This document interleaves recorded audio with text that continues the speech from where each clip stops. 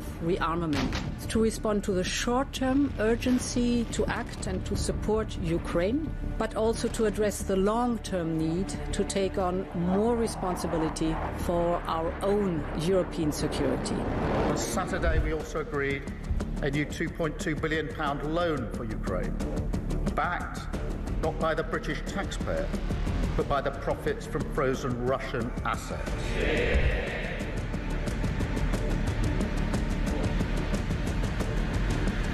It is my pleasure to bring from His Majesty the King a letter. He sends his best wishes and his regards, of course, but he also asked me to bear this letter and bring it to you. So can I present the letter from the King to you? Thank you very much.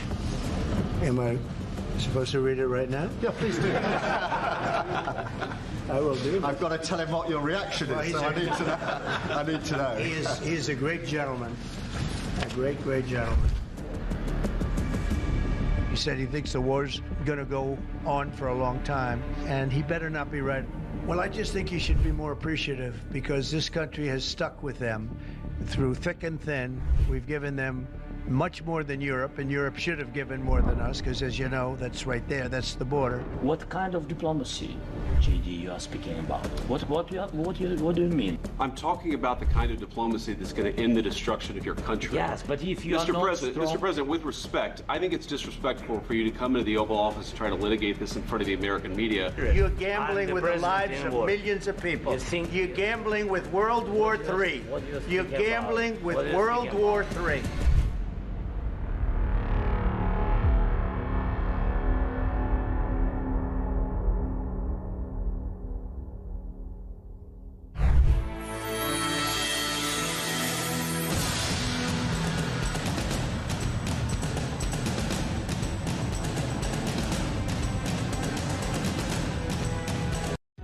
Across the UK, on DAB+, on your smart speaker, on your smart TV, and on your side.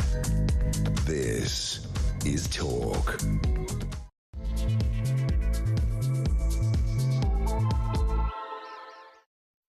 Very, very good morning to you. This is Talk, the home of common sense, with me, Julia Hartley-Brewer. Very much appreciate your company. Somehow the voice has survived, I think, the whole week, but only just. Thank you very much indeed for joining us, whether you're listening on DAB+ radio or on your smart speaker, watching on YouTube or on your connected device. It is great to have your company. I do need you to call in today, because I'm going to need your help to get through the show in terms of my voice. Also, obviously needing the help, as always, of Philip Ingram, MBE, former senior military intelligence officer, who joins us today. Very good morning to you. Good morning. Lovely to see you. It's the deep and husky voice today. Yes, I hear. It doesn't seem to be getting any better. I don't know what's going on. These lurgies doing the rounds. I've become a sickly child, but I've been boring everyone about that. You think it's bad on air? Imagine what I'm like off air. But anyway, lots to talk about, and lots of it very much in your area of expertise, Sir Philip. But we are going to be talking about Keir Starmer warning that the British state is overcautious and flabby. I've got to be honest with you, I'm kind of disturbed by any mention of Keir Starmer and flabby. I've got this sort of image. It involves him on a beach, and it's just, I just don't want to see it. I know, thank you. Anyway, in a speech this morning, which, don't worry, we won't take live because we like you too much. Usual rules apply. The PM is going to promise wholesale reform of the civil service. He describes it as overstretched and unfocused, and he's going to unveil plans to use AI to radically digitise the civil service in a bid to save up to £45 billion. I mean, it all sounds absolutely fabulous, does it not? Do you believe for a nanosecond any of this is going to happen? Is he going to actually reform the state? Tell us what you think. Tell us whether you think he will. Tell us whether you think he won't. And I also want to know why you think he will or won't. Give us a call on 0344 499 1000, text on 87222. Get in touch also on X at Talk TV. Calls are charged at the national rate. Text costs £1, standard network rate message. Also, obviously, going to be talking about what's going on in international affairs. Yeah, apparently the Prime Minister does spend some time on that. We know he does quite a lot. But Donald Trump has threatened devastating consequences for Russia if Vladimir Putin doesn't agree to a 30-day ceasefire with Ukraine. US-Russian peace talks starting in Moscow today. The US envoy Steve Witkoff has arrived in Moscow. This after Putin yesterday donned his camo and met with military commanders in Russia's Kursk region, parts of which have been under Ukraine's control since last year. It does look like those Ukrainian troops are being forced out. So we'll see what comes of that. Love to hear your thoughts on that. Always welcome. Plus, Keir Starmer's plan to widen terrorism laws to include lone non-ideological killers like the Southport attacker Axel Rudakabana. That has now been rejected by Britain's terror watchdog due to fears the move could overwhelm MI5. Basically, if everybody's on the terror list, then kind of there's no point in having a terror list. We'll talk about all of that with top experts in their field. And, of course, you and me as well. As I said, do give us a call on any of the topics we're talking about. 0344 499 1000 is the number to ring. Right now, Philip, let's start with Starmer tackling our flabby state. He used this term flabby, overcautious and flabby. He's written in an article for the Daily Telegraph. I mean, not normally you'd think the biggest fans of the Labour Prime Minister, but he's trying to win them over. At the same time, not upsetting too many people in the civil service, was largely Labour voters, as we now know after years of Tory government, basically saying it's the civil service themselves are fantastic. The civil servants, they're fantastic. It's the system that's wrong.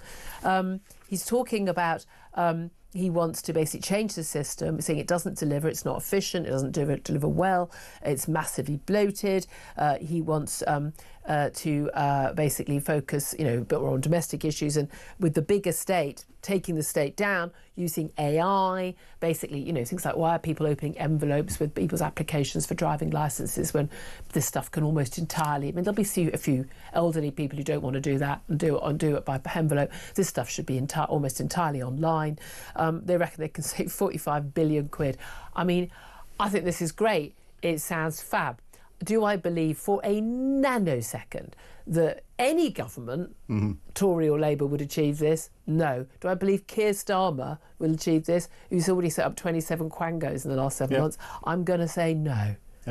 Every government that has been has always said they're going to attack the civil service and make it more efficient and bring it down in size. Efficiency savings. And since Starmer's come in, he's actually increased the size. Now, all of the cries that they were bringing out, I was going, tick, that sounds good, tick, that sounds good, tick, that sounds good, until you mentioned AI.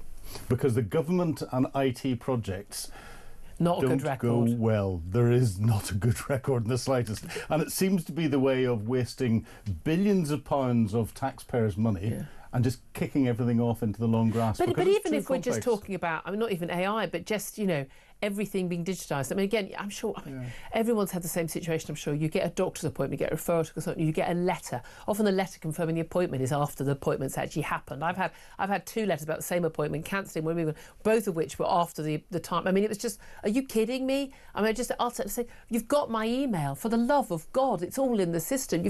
I'm on the NHS app. You've got all my information. Send me an email. I've just had my letter for turning a certain age of going for 21. Going for bowel cancer screening. The NHS treated me for bowel cancer 3 years ago, quite successfully. But that should be in my files, and the NHS. But that's an automated thing for screening, so it's cheaper and easier to have that go out to everybody. Well, yes, it probably is. But again, this is where, if we're going to get smarter about everything, it's actually properly targeting it. It's making sure that you're getting things done properly. And this is the thing. So when you watch, I'm always amazed. You see, Google and things like that. So I'm frankly terrified by the fact that, for instance, my husband and I can have a conversation. Let's say we have a conversation out of the blue about, maybe we need to buy a new mattress. Suddenly, all of the adverts, when I go online the next morning, are all about a new mattress, buying a mattress. Retargeted advertising on your devices are always listening. I'm of a certain age now, so virtually all the adverts when I watch Sky Telly are for women peeing their pants. Literally, you hit your mid-50s, I'm telling you, and you're a woman, and the hand's registered to me, every single, it doesn't matter. And it comes up like, when my husband's watching golf, It's hilarious, and it's just like, you know, 10. Well, I mean, I don't use them. Like tell a lady or whatever. These things. You can get male versions. You can get mail. I'm sure. I don't know. Don't ask me how I know, need them but as you much? can. I don't. Maybe you get the ads. But so you get these kind of targeted ads. But government services don't seem to be targeted at all. And again, totally inefficient. And again, so much of it on paper and just having to get something. The amount of times I have fun even with banks and the like. And you just sort of, and again, private banks and the whole thing. You've got an online account, but to do certain things you have to speak to someone, but no one answers the phone. And every time you call, ever since 2020, it always says, "I'm afraid we are having a very high level of calls at the moment." You had when I rang at 4 a.m. just to test it out, you had a high level of calls then. But your call is important to us. Please hold on. Please hold for 20 minutes until someone comes in from walking the dog while they pretend to work from home. I mean, look, and we all know what's going on. The thing is, we don't have a choice. We need to modernise the state. We need to get, you know, the National Health Service not using faxes and pagers, for the love of God. We need to move the state on, do we not? So this is good if you're trying to tackle it. The key thing is, I mean, Labour are beholden to the unions. We're going to talk to Dave Penman from a senior civil service union. They're going to be up in arms about this. Of course they are. Yeah, because they tie everything into jobs, and when it comes into, you know, the classic NHS, you know, the unions tie it into jobs and buildings. Actually, the NHS is all about care. Doesn't matter what uniform, who pays for it, provided that if you need it, it's free at the point of need. And this is where it's ridiculous. There's so many people interested in their own little fiefdoms, and anything that changes that little fiefdom, they say no. And you're more powerful and more senior the bigger your budget. Correct. So there's no. It's the same with local councils as well. How would you tackle this? I'd love to hear from you. The question we put out online, and do you believe the Prime Minister can reform the state, and tell us why you can, or tell us why you think you can't? I'd really like to hear from you how you would do it. I mean, maybe you run a business. Maybe, you know, again, I don't think you need to even be a business owner to know that there'll be good ideas for how to improve things. I mean, for a start, let's get everyone back in the office and see what everyone's doing every day. Performance targets and things like that. What do you actually do? What do you get done? Why can't you do this quicker? What, you know, I mean, I doubt very much we couldn't see improvements then. Again, we're looking at 130,000 more civil servants since 2016, most of those since 2020 in the lockdown. We've got more and more people, frankly, as far as I can tell, getting less and less done, judging by the state of public services and the time it takes for things to get done. I'd love to hear your thoughts on this. Get in touch with us, 0344 499 1000. Particularly love to hear from you if you do work in the civil service. I mean, let's face it, you're definitely working from home right now, aren't you? Come on, it's a Thursday. There's no way you're in the office on a miserable, cold day. You're at home. Or maybe you had to put the heating on, so then you decided to go in. I don't know. But I'd love to. Be honest. Don't have to give your real name. Be honest. Give us a call. I would love to hear from you. Let's also talk about possible rebellion that Keir Starmer could face over disability benefits. In 2 weeks' time, we're going to get the spring statement from Rachel Reeves. She's going to have to kind of, you know, row back on a lot of the things that she announced in the last budget, although she's apparently sticking with, you know, the national insurance rise and minimum wage rise. There's going to be a massive impact on business owners and indeed on workers in the next few weeks when come April. But they're talking about personal independence payments, these payments for disability and incapacity, and basically needing to tackle that. We're looking at maybe a £5 billion cut. Of course, everyone will be up in arms going, oh, this person in a wheelchair in a terrible state, they need personal independence payments. But an awful lot of these are going to people who have mental health claims, stress, anxiety, depression, when actually work would be better for them than sitting at home. Yeah. But we're looking at a bill, £13 billion a year personal independence payments in 2019. It's now 48 billion quid. We ain't got the money. End of. We need to get a load of people off. We've got 1 in 8 young people under 24, not in work, not in education, not in training. Something's got to be done. There isn't a choice about this now. No, very, very much so. Something's got to be done. And you know, when you look at the mental health side of things, the majority are those that are under the age of 24 that are coming in. It's a big percentage. It's, I think, 40+%, up to 48% of the growth in the budgets in there. And for all of those people that properly deserve benefits, and none of us would stop them doing it. Absolutely. It's all those that are taking the pay.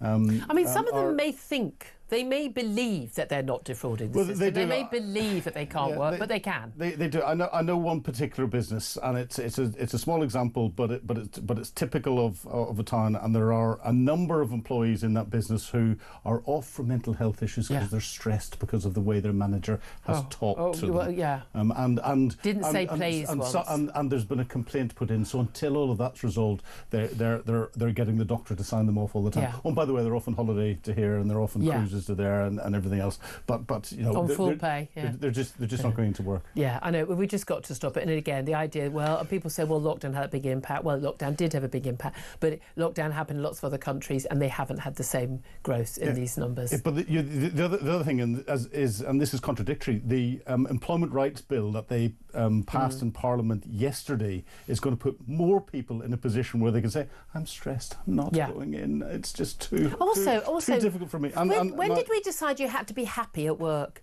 Yeah, well, exactly. I know this. I mean, it's nicer if you're happy at work. I'm very lucky. I do a job that I really enjoy. But I've done plenty of jobs I didn't really enjoy, and you did them because you needed to pay the rent, and you needed to be able to buy a loo roll, and and tins of tomatoes. You know what I mean? You have to do. No, it's given to you. It's the government. But when I stuffed envelopes, when I sort of said people's pizzas, and when I cleaned toilets, I don't remember thinking, oh, I'm full of joy in my heart at dealing with another drunken customer, in the burger takeaway, or this mind-blowingly dull job of stuffing envelopes. All those jobs. I didn't, I can't imagine most people, emptying the bins. We'll come to that in a moment about in Birmingham. But they're not emptying bins. Are going like, oh, I can't wait to get up at 3 a.m. and deal with people's smelly rubbish in the freezing cold and wet. I mean, of course they're not. But you do it because you have to put food on the table. Yeah. And I just don't understand why these people go, well, I just want to feel valued and happy every day. Well, yeah, but you're not valued every day because you're not very good at your job, and you've got a wrong attitude. And actually, maybe if you worked a bit hard and had the right attitude, you might feel happier. Because I think you can be happy in any job with the right attitude. Of course you can. But fundamentally, you're doing it to pay the bills. Yeah. If work was just fun, they wouldn't have to pay you to do it. Yeah, but I've talked to bidmen, I've talked to cleaners who actually enjoy their job because they're outside. They're outside. They're doing something. They don't have to think too much about it. It's a set. Or you're valued by the local community. Exactly. And they feel as if they're doing something. I've also talked to binmen who hate it. I've talked to cleaners who enjoy what they're doing. They say, I really love making something, and I'm thinking, oh, okay. And I've talked to others who hate it. You get the same on every job. I know, exactly. I mean, again, then there are lots of people who are in some very high-paid, wonderful jobs who don't enjoy it. But again, you're doing it for the money. I'd love to hear your thoughts on that as well. Give us a call, 0344 499 1000. Let's talk about overseas matters. Let's talk about Ukraine. The US envoy on behalf of Trump, Steve Witkoff, has arrived in Moscow. He's going to be talking to Vladimir Putin. This after Trump has said he threatens basically to devastate the Russian economy if Putin does refuse a peace deal. Putin, of course, appeared in his camouflage. It's not a great look. It's not a good look on him. It's not a great look. I don't know if green's your colour, love. Maybe a different palette of olive green would work for you. To Julia wearing a colour green as well. But I don't think this bright green would work as camo. But he was visiting parts of Kursk. Of course, we've seen Ukrainian troops to seize some of that Russian territory. Obviously, it's a bargaining chip if we did come to ceasefire talks. But being forced out now, in fact, being encircled. Now, we understand that this morning, Russia has presented peace demands to the United States, a list of demands. They're thought to include no NATO membership for Kyiv, which basically Trump's already given away, an agreement not to deploy foreign troops in Ukraine. And again, as we would have expected, but again, that's the coalition of the willing that Keir Starmer and Emmanuel Macron have proposed, and international recognition of Crimea and these Donbass, Donetsk and Luhansk provinces and others in eastern as legally Russian territory. Now, I just don't see there's any way that certainly Europe can agree to any of that, other than we have to give in on the NATO membership, because of course that's there could be a veto from the United States on that. But do you think Putin is remotely serious about these peace talks? No, of course not. No, he's out to get as much. Putin's not interested in peace. I think Have you not read the memo from Donald Trump? There's a few worrying comments coming out of Putin, bits and pieces, and looking at other things. Putin at the same time as being in his camel yesterday was talking about the Great Eurasian Partnership. Yeah. Now, if he brought in, and there's no indication of this, I'm purely speculating here, but brought in from right flank that a peacekeeping force inside Ukraine was going to be formed from China. That would throw a cat amongst the pigeons. And I think China would like that because China wants to get operational experience in different places. Putin wants to build that deal with, and Trump. Well, the North Koreans got experience and then realised, turns out it wasn't a training exercise, and a load of them died. But Trump doesn't want that link with China. So I think there's a lot to play out here. The Russians are saying exactly what I thought that they would say. They want more territory than they've got at the moment. Do you think Donald Trump would actually unleash them again? The economic damage he could do, bearing in mind what a huge oil and gas producer America is now. There is always thinking about OPEC over the years where they've deliberately, flooded, the market with loads of oil, or they've deliberately restricted oil so that keeping the price up. And of course that helps Vladimir Putin, although he can't sell his oil and his gas to the West. He does sell it to China, to India. We're looking also at the possibility of major sanctions on countries like India that buy Russian oil and gas, and then actually, by the way, just ship it straight over to Europe. I mean, Germany's talking a good game. They give more money in a roundabout way to Russia buying their gas than they actually given in aid to Ukraine. So frankly, again, Germany once again not their aid not worth the paper that it's printed on. But do you think Donald Trump, after all his lovely words about Putin and his criticism of Zelensky, do you think he's serious about this? It depends on what hold Putin's got over Trump. But Trump has come out with the right comment. The way to hurt Putin quickest is economically, because the Russian economy is difficult and is close to collapse. High inflation, high interest rates. Exactly. War economy now. Donald Trump made an interesting statement yesterday when he was speaking to the Irish Premier, Taoiseach Michael Martin, and talked about oil prices being $65 a barrel, which is the lowest they've ever been. If he brings that right down, that'll have a massive economic impact on Russia and their ability to sustain the war. We know that Putin doesn't care about losing troops, so the military side would take much longer to have an effect on. The economic side, he could hurt Putin very, very quickly. But basically, he floods the market, the international market, with more oil and gas. And brings more sanctions the price down, and then more sanctions, And again, particularly making it harder for... And I've always found it extraordinary that the West hasn't put their foot down with countries like India. Pick a side. You've picked the wrong side so far. Exactly. You're either on our side or not. I do not understand why the West is not using its muscles on that. You can do what you want, but you don't get to, for instance, get visas to the West for your people. And Europe could step up and do a lot of this now. Yeah, absolutely. Again, it's all been so half-hearted, and then people say, "Oh well, Ukraine can't win." Yeah, we never did. We never did enough. We never did it soon enough to enable that. I do want to go to a break, but just very quickly, I want to talk about bins, because you are actually lots to talk about Birmingham. Bin strike. It was wildcat strikes gone on for on and off. Now it's like full on, walked out. They are not collecting bins in many parts of Birmingham. Rats the size of cats, we're told. I don't even have a problem with. I don't even have rat phobia, but that's terrifying. Rubbish piling up in the streets. I have no idea how people are coping. You come from Birmingham, but I think you're not affected by this particular. No, I live in a different council area to Birmingham City Council. This is Birmingham City Council, who Labour-run council, who went bankrupt because they got their employment rules wrong and have had to give a lot of back pay.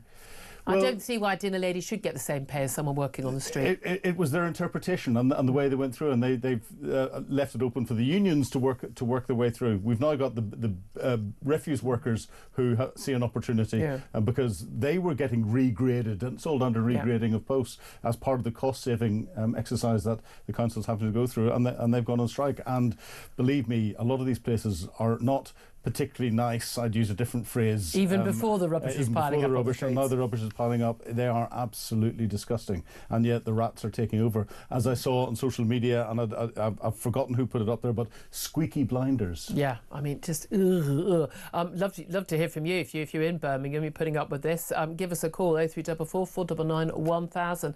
We're going to take a quick break now. Up next, your calls. This is Talk, the home of common sense.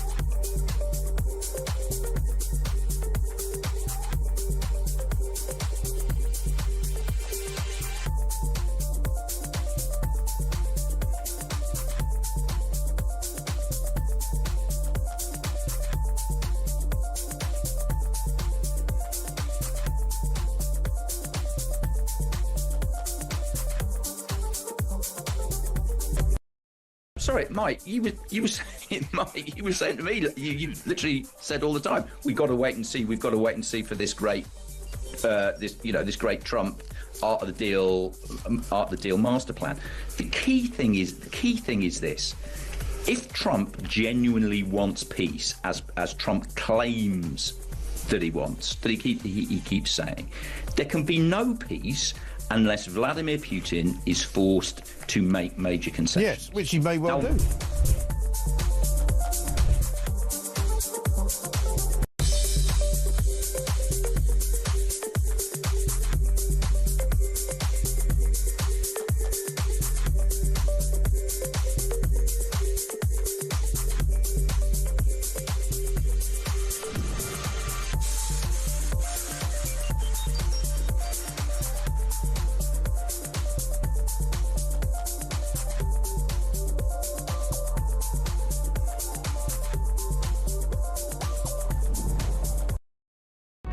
Across the UK, on DAB+, on your smart speaker, on your smart TV, and on your side.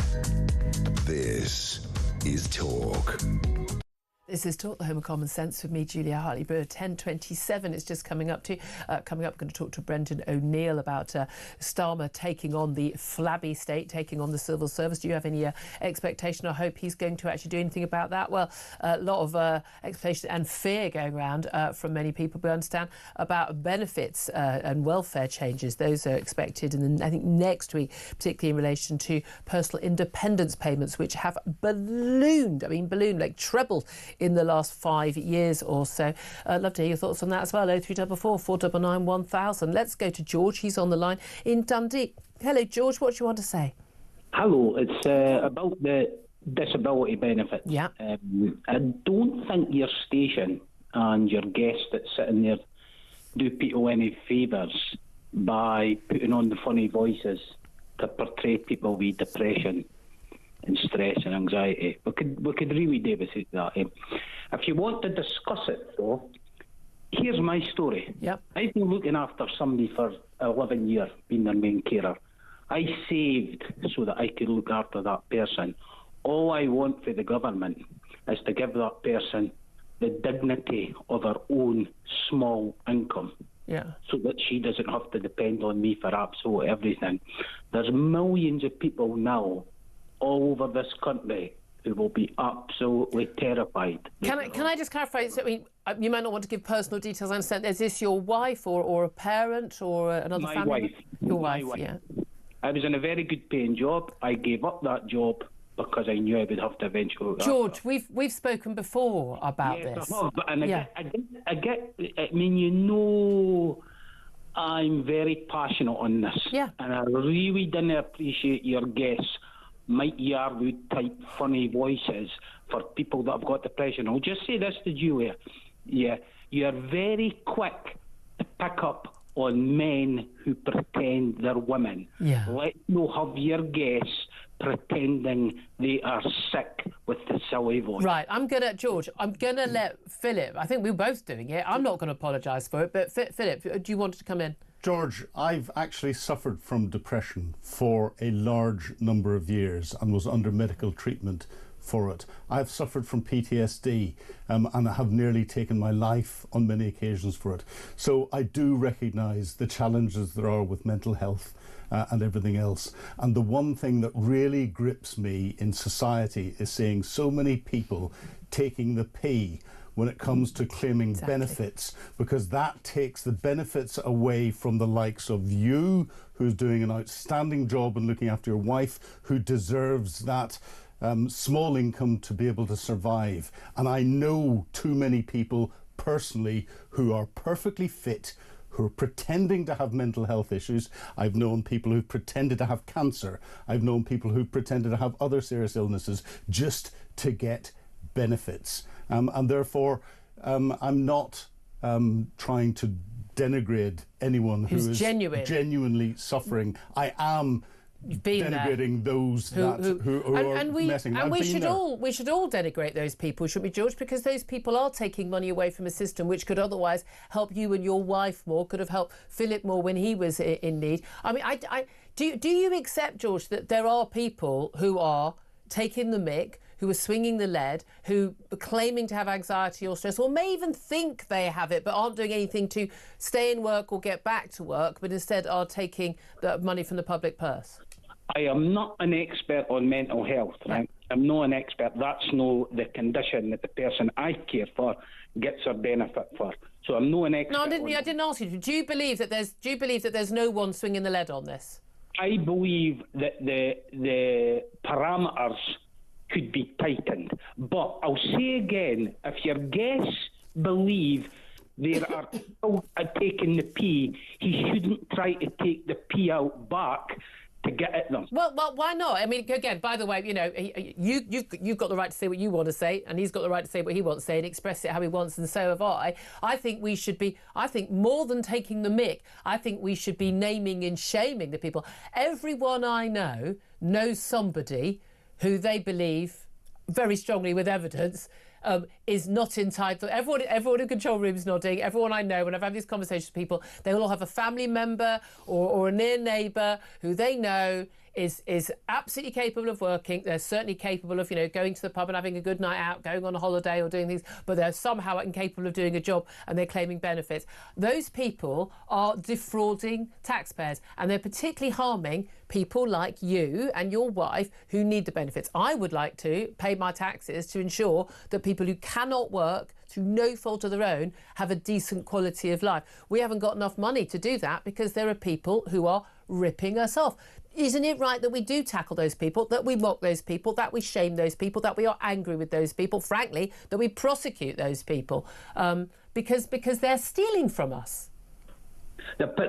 You say that, Julia, but there's people landing on these shores every hour of every day that are stealing from us. Well, yeah, and that's another issue we should deal with. But we can't just do one thing. Yeah, you can. Do that first. You do it in order. Once you've done that, once you've stopped fighting foreign wars that this station is also a great cheerleader for, then we can maybe turn more attention to the disabled. I hate to tell you, actually, the cost to the state is far greater from people swinging the lead. I mean, also, quite apart from the fact that the devastation to people's own lives when they don't work and they have no self-respect, self-esteem, can't provide for their own families, that has a massive effect on them, their mental health, their physical health, knock-on impact on the NHS. I mean, the impact is so huge. We need everybody who is able to work working. It's as simple as that. And anyone who's not working, who could work, frankly, I think should be named and shamed. I really, really do. People who cannot, we should give them all the help that we can, but we can't do that because of all the other people who are taking the mick. But George, I appreciate you calling. I'm sure we all appreciate, you know, the work that you're doing to look after your wife. But again, I fear, alas, now, you know, you're going to be in the minority, not the majority. Thank you for that. They've got a Georgina now on the line. Georgina, you're in London and you want to talk about, you know, my favourite topic, bins. Well, I was watching, Julia, about all these bins, and it looks absolutely horrendous. But what's worrying me is the health and safety aspect of this. Yeah. You've got little children walking up and down these streets. There will be rat fecal matter, also urine.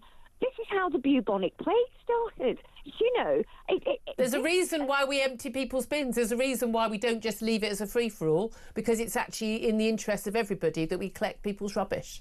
Absolutely. You are absolutely spot on. Now, they might be thinking, well, we're striking because we're not getting enough money, but something needs to be done now. It's got to a point, I feel, that there is going to be an outbreak of something really nasty, and it's going to be down to all this waste, and it needs sorting, because it won't. If something does break out, I can assure you it's not going to stay in Birmingham. No, and it'll end up costing us an awful lot more. And again, I think we all know after lockdown, you know, the essential personnel who are allowed to work, if bin men weren't among them, that lockdown would have lasted about 2 weeks, and people have gone, we're all back at work now. It's not functioning for us. Really appreciate your call, Georgina. Thank you very much. 10:35 is the time. Up next, going to take a quick break, then we're going to hear from Spiked Online's Brendan O'Neill. Does he have any faith that Starmer could tackle our flabby state? That's up next. This is Talk.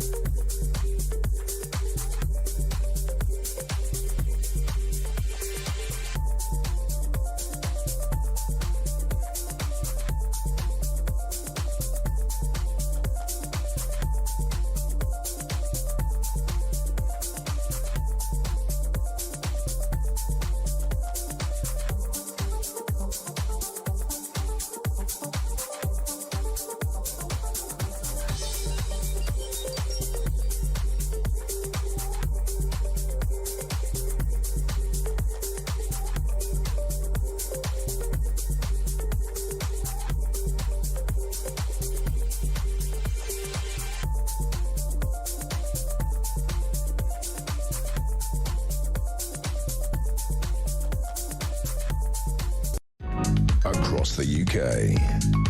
On DAB+, on your smart speaker, on your smart TV, and on your side. This is Talk. This is Talk, the home of common sense. For me, Julia Hartley-Brewer, 10:37 is the time. Let's go straight to my next guest, Brendan O'Neill. He's chief political writer at Spiked Online. Very good morning to you, Brendan. Hi, Julia. Thank you for joining us. Well, today we've got an announcement from the Prime Minister's speech in Yorkshire. I think he's speaking right now. We're not taking it live because we like our audience too much. Saying he's going to tackle our overcautious and flabby state. He wants to reform, he says, our fantastic civil servants who are working in a system, he says, that doesn't work. He wants to deliver more efficiency. He's talking about using AI, saving £45 billion, apparently, by using AI to do jobs which can be done better, effectively, by computers than by human beings. Do you have any belief or faith that the Prime Minister can reform the state? Not really. I'm hopeful that someone will do something, because currently we have the worst of both worlds. We have a huge, massive, creaking state that just doesn't do what it should be doing. You know, it does too much of the stuff it shouldn't be doing, like DEI and telling parents how to parent and when to brush their kids' teeth and all this other stuff, all this interventionist nanny state stuff that no one really wants. It does loads of that, but it doesn't do enough house building or infrastructure or energy production or job creation, all those things that a state might actually be useful for. Yeah. Or emptying the bins in Birmingham at the moment. Yes. Emptying the bins, the practical stuff of everyday life, and, you know, making people more comfortable and more wealthy. Those are things the state should be deployed towards doing, but it's not doing enough of that. So something needs to be done, because we live under this bloated state. Starmer is absolutely right about that.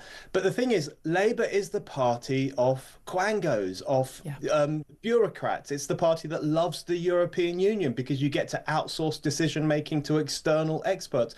That's what it's known for. So whether it can chip away at this state, I'm not sure. Well, and that's the thing, isn't it? Because, I mean, this is the man who says he wants to cut the state. He's created 27 new quangos just in 7 months, for goodness sake. Got rid of one, 27 new quangos. They keep coming up against things like the sentencing guidelines issued by the Sentencing Council, going, oh, we don't approve of this. Well, I tell you, former Prime Minister Gordon Brown set up this organisation as an independent body, and they get to do what they want unless you bring in a new law to stop it. And this is part of the problem, isn't it?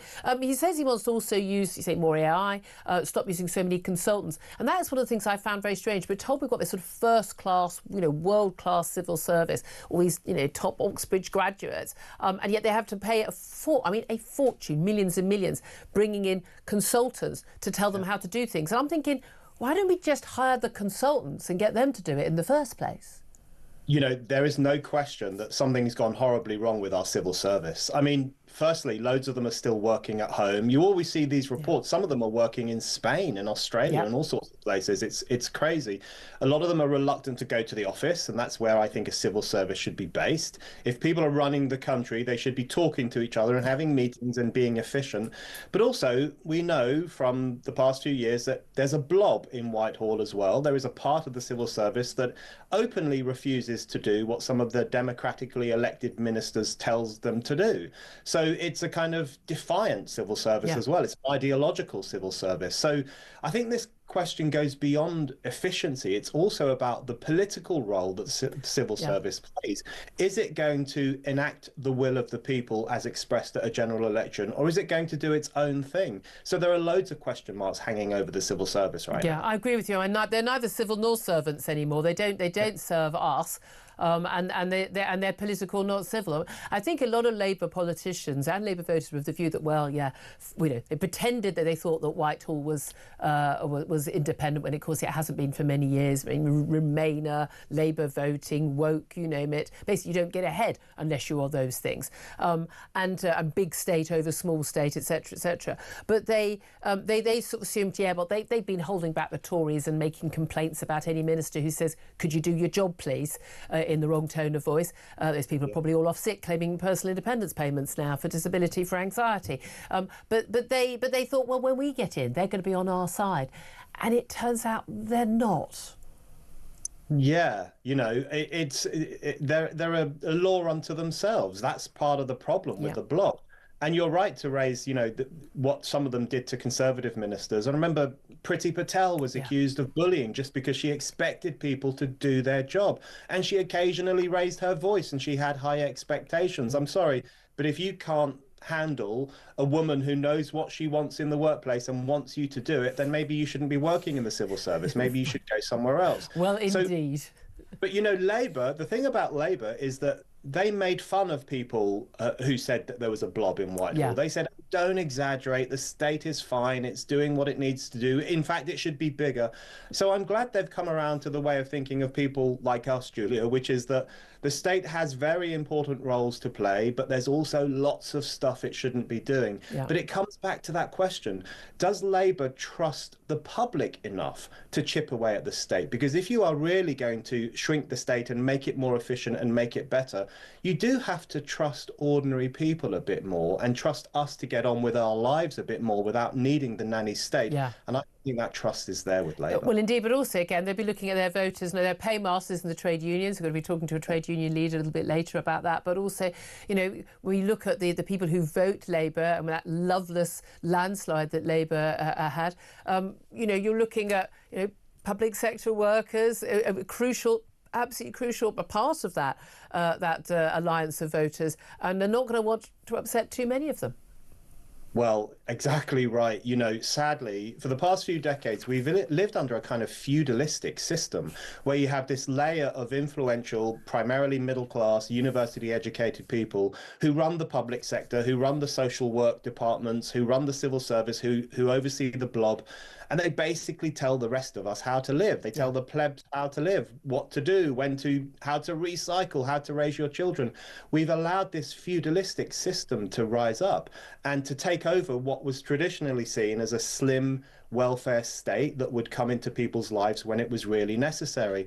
So there's been a real turnaround in how politics is conducted in this country. And you're right, a lot of the people who have a vested interest in maintaining that kind of overlord system of an overbearing state, they are on the side of Labour. And will Labour want to tick them off? I'm not sure. Yeah, indeed. Now, something else I know you and I have been in agreement on is that we've been very excited and hopeful about Donald Trump being re-elected in America, having lots of criticisms of his as a human being and many of his personal qualities, but a lot of his policies when it came to tackling wokery, climate change, nonsense, and mass uncontrolled immigration, particularly illegal immigration in the United States as well, and all those issues very much on side. However, I know we're also both very concerned about his attitude towards Ukraine. Donald Trump has threatened to devastate the Russian economy, he says, if Putin refuses a peace deal. His envoy, Stephen Witkoff, has arrived in Moscow. Putin has returned, taken the camouflage jacket off after his visit to the Kursk region, to the front line, where Ukrainian troops have seized some of that territory, losing it day by day, but nevertheless managed to take some Russian territory for a number of months. We understand that Putin has come back with basically his demands, you know, no NATO membership for Ukraine, no international peacekeepers, certainly no NATO country peacekeepers, certainly the coalition of the willing that Keir Starmer and Macron are putting together, but also wanting recognition, legal international recognition that Russia now owns Crimea and the eastern Donbass regions. What do you make of this, and what do you think that is going to come of these talks, and what do you think Donald Trump will do? Well, you know, what a relief that Donald Trump is putting pressure on Russia for once. You know, I think the bullying of Zelensky over the past couple of weeks has been horrific, really horrendous. Imagine your country is invaded, your people are slaughtered by the aggressors from Russia, and then you get a telling off in the Oval Office, and then you get demonized on the internet. You know, there are the crankier sections of the online right are so hostile to Zelensky. It's really actually quite repulsive.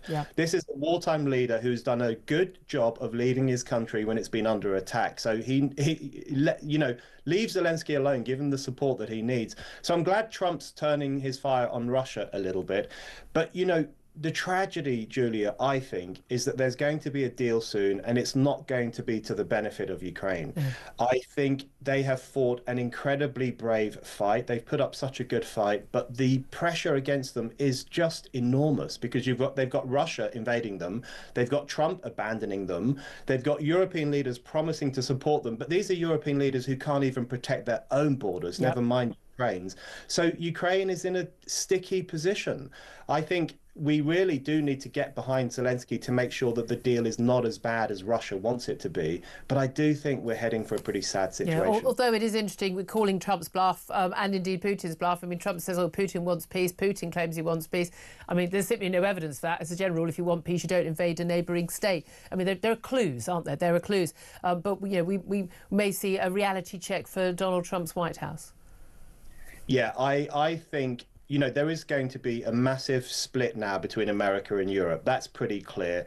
And Europe needs to get its act together. It is astonishing to me that it took an argument in the Oval Office for European countries to get serious about defence spending. In the UK, for the past few years, we've been spending more on sickness benefits than on defence. Yeah. We've been spending more on keeping people at home, many of whom could probably work, than we have on funding the brave young men and women in our defence forces who are willing to put their lives on the line for this country. So we need to sort out our priorities. The fact that it took an argument between Trump and Zelensky to make us do that is astonishing, but thankfully it might finally happen. Indeed. So much more to talk about, but our time's against us. Brendan O'Neill, Chief Political Writer at Spiked Online. Always great to have you join us. Thank you very much indeed.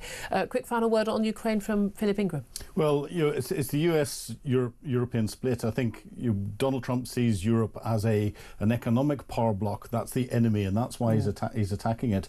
I think Donald Trump's blowing up with Zelensky is a personal issue. The more I look at it, rather than they've got history. Ukraine, they've got history. Yeah, indeed. 10:48 is the time. I'm going to take a quick break. We're going to talk about, in the wake of the Southport attacks, why Keir Starmer has been snubbed by his terrorism advisor on whether or not you should widen terrorism laws to include low, non-ideological killers like Axel Rudy-Kabana. We'll try and get to the bottom of that up next with Chris Phillips. This is Talk, the home of common sense.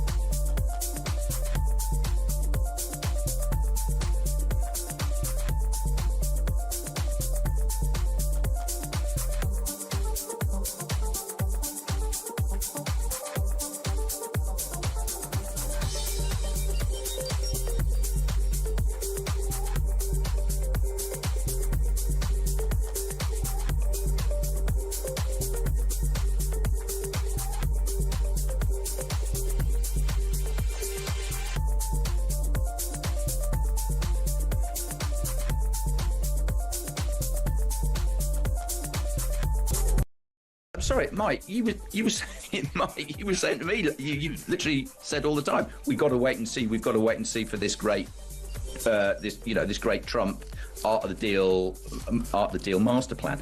The key thing is this: if Trump genuinely wants peace, as Trump claims that he wants, that he keeps saying, there can be no peace unless Vladimir Putin is forced to make major concessions. Yes, which he may well do.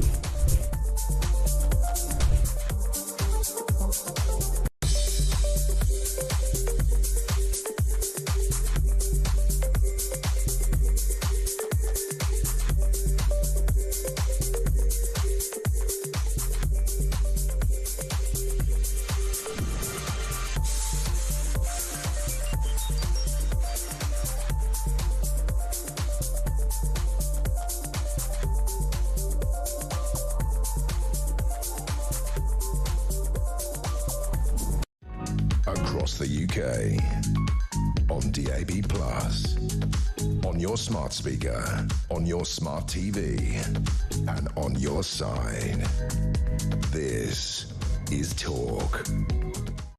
This is Talk, Home of Common Sense with me, Julia Hartley-Brewer. 10:52 is the time. Let's talk about the terrorism watchdog. This is independent review of terrorism legislation. His name's Jonathan Hall. He's a KC, and he has rejected a call from the Prime Minister to basically widen terrorism laws to include killers like Axel Rudikabana, the Southport attacker, to include people like him who have no necessarily specific ideological aim, who are not conspiring with other people to commit terror acts, but nevertheless was not only planning an attack on the school, but carried out that horrific attack on the Taylor Swift-themed dance class, killing 3 children and injuring 8 others, and children and 2 adults as well.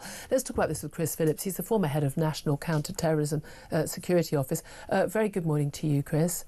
Good morning, Julie. Thanks for joining us. I have to say, when this was first suggested that we need to widen it because there's a concern that you can't actually track these people down, Axel Rudikabana, known to the authorities, concerns raised, turned up at school, threatening, goodness knows what, turning up with weapons, clearly looking at some horrific stuff online, but he didn't appear to have any specific ideology, so he didn't come under prevent. So there is clearly a problem, and we need to close that aching chasm that meant that those children lost their lives and others living with their injuries for their lives. But Jonathan Hall has ruled out Starmer's solution. Was he right to do so? Yes, I think so. I think that there is a worldwide understanding, although not a complete definition of what terrorism is. But the terrorism is known as being the ideology. So you can, you have the violence or the threat of violence to an extreme point, but then the rationale for that violence is for ideological reasons or for political change, and that's well known across the world. And of course, the Terrorism Act, and when you use the term terrorism, people need to understand that this falls outside that, and it is important to remember, of course, that in the US they have hundreds of school shootings every year, and with a similar sort of thing, really. And I mean, someone running around with a knife or a gun, by definition, people are terrorised. But when you talk about terrorism, there needs to be some sort of ideological motive, mustn't there, that for it to count as terrorism? Yeah, exactly, and that's really important because it does show exactly why where this problem comes from, how we have to deal with it. And of course it also kicks in certain regulations, like the US will release information that they wouldn't release for other offences. So I think it's important that we understand what terrorism is, but you're right, this is a big gap that needs to be closed. Well, indeed, and again, this is the issue. They're talking about loners who are fixated on violence, like clearly Axel Rudikabana was, and he talked about a massacre at his local school. Thank goodness his father had prevented him from getting in a taxi to go and do that. But basically, Jonathan Hall is saying this would overwhelm MI5 and other counter-terrorism bodies, simply because you'd encompass so many people. This is a bit of a worry to those of us going about our daily lives and hoping that our kids come home from school or a dance class or whatever. So what sort of body is needed to deal with that? Because we can't have a situation where this ever happens again. It will happen again and we won't deal with it, is my best guess. But we can't have a situation where, oh, well, you're clearly a threat, you're an absolute psychopath and you want to kill people, but you're not particularly Al-Qaeda or ISIS or far right, so we'll just let you carry on as you were. That's obviously not an option anymore. No, and I think Jonathan Hall's quite rightly said this really does fall into the lap of the police. Maybe something along the lines of the prevent strand that links into it, maybe, because these people change, and many of the people that have committed terror acts actually really they haven't known an awful lot about Islam actually, and they've just jumped on that bandwagon.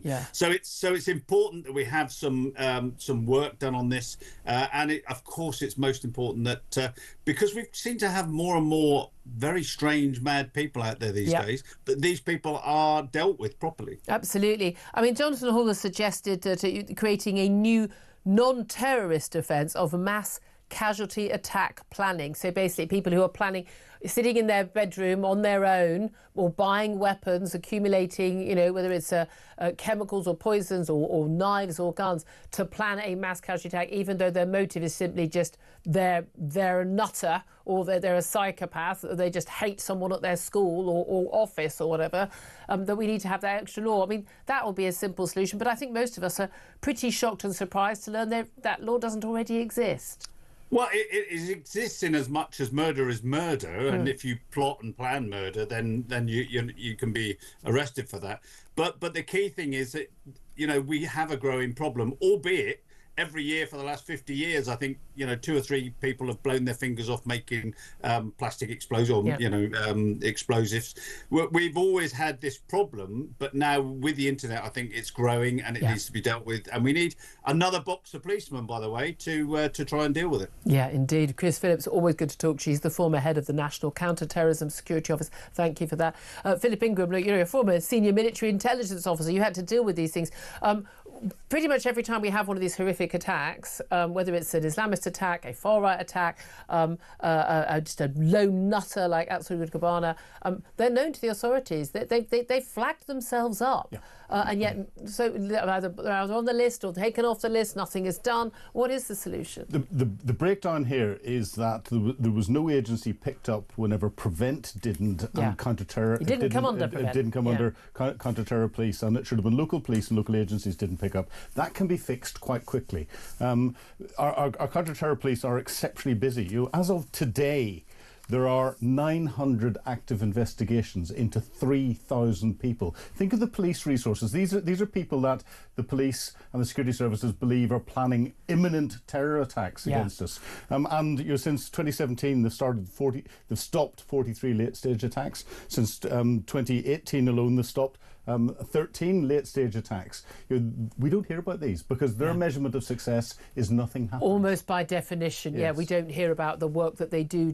And again, and when we do find that they've said, well, with this, we don't think this person is a threat, and then they go on and kill an MP or kill children, is actually they're comparing them with the other people they've got on their list who they believe is a greater threat. Exactly, and on the watch list, there's tens of thousands on the watch list, and therefore you can't police all of them like that. You have Here's to my top tip, though. Anyone who's on the watch list who is not a British citizen, not born and bred here, definitely don't think they should be here. That would be a good start. That would get rid of quite a lot of them, wouldn't it? It would. Just throw that. I mean, mad, crazy, old-fashioned idea out there, not importing more troublemakers. Anyway, plenty more to talk about. Love to hear your thoughts and everything. This is Talk.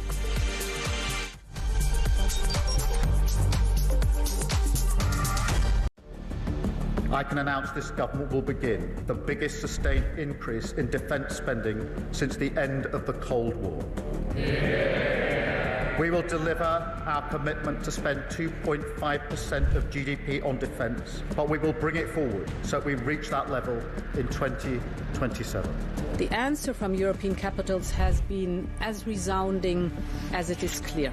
We are in an era of rearmament to respond to the short-term urgency to act and to support Ukraine, but also to address the long-term need to take on more responsibility for our own European security. On Saturday, we also agreed a new £2.2 billion loan for Ukraine, backed not by the British taxpayer, but by the profits from frozen Russian assets.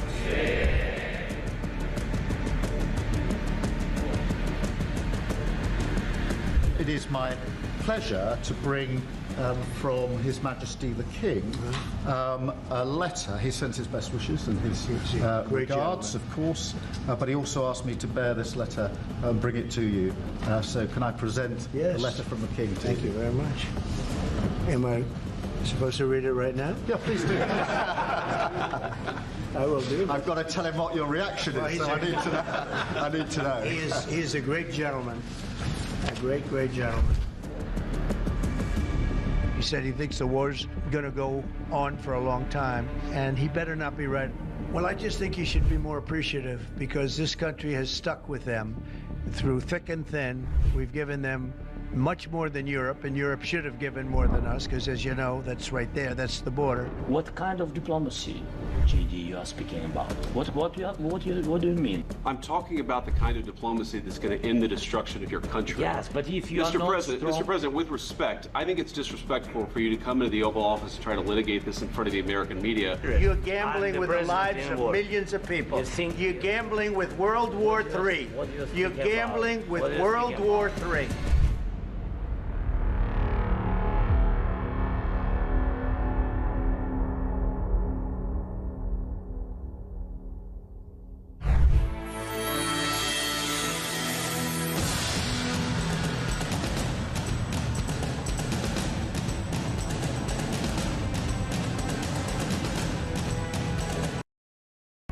Across the UK, on DAB+, on your smart speaker, on your smart TV, and on your side. This is Talk.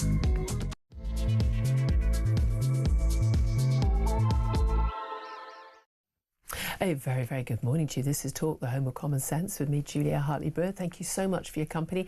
We are available, of course, on DAB Plus radio to listen, and on your smart speaker, or you can watch us on YouTube or on your connected device. And it is absolutely fabulous to have you. I'm with you all live all the way until 1 o'clock. Coming up in this hour, we're going to be talking more about what Keir Starmer has had to say in a speech this morning in Yorkshire. He's warned that the British state is overcautious and flabby, and he's promising that wholesale reform of the civil service, which he describes as overstretched, unfocused, and he's also unveiling plans to use AI to radically digitise the civil service in a bid, we're told, to save up to £45 billion. Now, my question to you this morning is whether you believe the Prime Minister can reform the state. Tell us why you think he can, tell us why you think he can't. I'm not convinced at all that Labour will get this done. We're going to talk to a leader of a senior civil service union coming up in the next hour. I'm not sure the civil service are going to be very happy with this. Let us know what you think. Give us a call, 0344 499 1000. You can text the word TALK in your message to 87222. Get in touch with us on X at Talk TV. Calls are charged at the national rate. Text costs £1, standard network rate message. A lot of you also getting in touch about their plans for welfare reform as well, particularly personal independence payments for disability and incapacity. Sticking to domestic affairs and what Keir Starmer's had to say in the last few minutes while we've just had the news, Keir Starmer has confirmed plans to abolish NHS England. That is the body that runs the health service for England. He says it's the arm's length body. He's going to bring management of the NHS back into democratic control. NHS England, of course, was run by Amanda Pritchard from 2021. She was, well, basically, who we're kidding, forced out a few weeks ago. I was absolutely delighted to hear that. Absolutely useless paper pusher.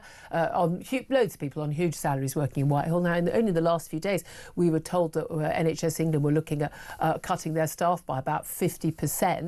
Again, if you can cut your staff by 50%, how little are you getting done? But I think this is all part of a move from Wes Streeting, the Health Secretary, to sort of take more control over what happens in the NHS. Actually, I was just trying to... Sorry, my colleague just deleted the information I was just trying to read on the screen. The move, it's told by Keir Starmer, is going to put the NHS back at the heart of government, where it belongs, freeing it to focus on patients, less bureaucracy, more money for nurses. The Prime Minister has said, if I could just see the top of... If I can see the next bit, thank you.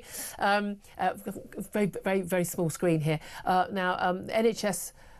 the whole of the NHS costs £192 billion, but I mean, I was trying to get some figures really on what the NHS England bureaucracy costs, because of course you've got a whole load of bureaucracy running NHS England on top of the NHS trusts and the regional bodies and all of that. We've got layer after layer after layer of people on very nice salaries.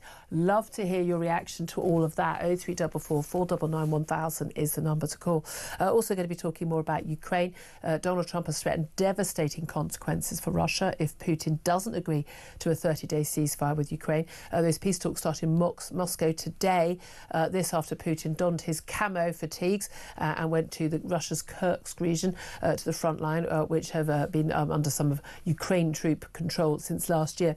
Also going to talk about smart meters, because British Gas is among many of the country's biggest energy companies who are basically forcing smart meters onto households, basically saying you have to have your meter changed and you have to have a smart meter. That is absolutely not the law. You are not required to have a smart meter. They want to have them to drive net zero targets, but actually it's just a way of them controlling the price that you pay for your energy. So I cannot tell you enough, do not get yourself a smart meter that can be controlled by the company in terms of how much energy you get to use and what you're charged for it, because trust me, you're going to end up paying more in the long term. Anyway, all of that coming up, lots more to talk about. Philip Ingram is still with me. He's a former senior military intelligence officer. Just your reaction to that news about the NHS England. Now, of course, the government in Westminster runs the NHS in England, not in Wales, not in Northern Ireland, not in Scotland. They are run completely separately. By the way, Labour's been running the NHS in Wales for God knows how many years, and it's got worse outcomes than we have in England, where we're sitting in this studio. But does this bring into line the NHS in England and how it's run into line? Because it's supposed to be run by the government, but we're constantly told, oh no, NHS England are in charge of that, but we're paying their wages. Well, anything that takes a layer of bureaucracy out can only be a good thing, because that is just something that slows everything down. However, something that is being used in Westminster, where there isn't enough political capital to deal with things that affect the whole of the UK. If you're bringing the running of the NHS into Westminster, and we've got our Prime Minister, who's the Prime Minister of the United Kingdom, not just England, is using that as his big political waving flag on how he's going to achieve anything, I think is wrong. He needs to. I think we should take devolution, and if NHS is that important, take it away from the devolved governments. We should have a single policy that there is across the whole of the United Kingdom. You can then get the real savings going in, because unless there's going to be it's a devolved power. It's a devolved power. What you want to prioritise. But unless you're going to then recalculate the Barnett formula against the savings that you're producing in England and take that off the devolved governments, you're not forcing them to change and become more efficient. If it's not more, if it is more efficient, then they should automatically go, oh, that's really well, good. They should want to do it. This is the things I've never understood in any public sector body, any hospital. If any hospital is managing to deal with their waiting list or get better outcomes for treatment of patients, what are they doing? What is best practice? It should be a requirement. If they're able to get a deal to buy their latex gloves for the nurses and the doctors at half the price of another one, sorry, you should be sacked on the spot for failing to get the same deal, because you're clearly no good at your job. Exactly. And the thing that really gets me is whenever it comes to then support for veterans, or veterans that are out there, because every time we see the Veterans Minister stands up, he talks of up courage and up this and up that. They're all NHS England only ideas. They do not apply in Scotland, Wales and Northern Ireland. So by policy, government is creating a two-tier support for our veterans. If they're doing that for our veterans who've got that level of visibility, what's happening to everyone else? There's always been a balance in government between things being centralised and everyone getting the same, whether it's a good or bad service, and local decisions. And we see this pendulum swing constantly in government between saying, we want local decisions, so then people make local decisions. So, for instance, we're not funding IVF, but we are going to be doing more hip operations, or we're going to prioritise GP care over treating people in A&E or whatever it is. And then people say, it's a postcode lottery of care, and then the government steps in and then orders centralised targets, and then everyone complains about that 5 years later, and then you go back. It's a pendulum, and it swings backwards and forwards, because basically what you've got is useless sodding management across the board who aren't very good at the job. What we're going to do is let's find somebody who's really good at running a hospital trust, and what are they doing, and then require everyone to follow it. It's like the schools when teacher training colleges and teachers for years decided it was a good idea not to use phonics to teach children. So instead of children learning how to read cat by seeing cat, they were told, here's a picture of a cat and there's the word cat,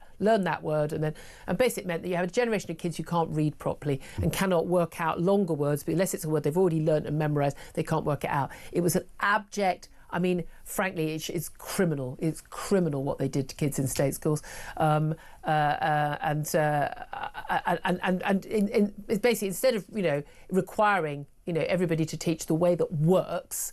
Teachers fought against that, unions fought against it, we've got all those, the blob, and then basically had to impose it. You are required to teach the way that works. But we should have that requirement in the NHS. But look what we've had this massively bloated bureaucracy. We've got Whitehall, we've got the Department of Health in Whitehall, really close to number 10. And then you've got this NHS England body, apparently completely unaccountable to us. And when I complain about the NHS shut down to everything but COVID for 6 months in 2020. Well, no, that was a decision from NHS England.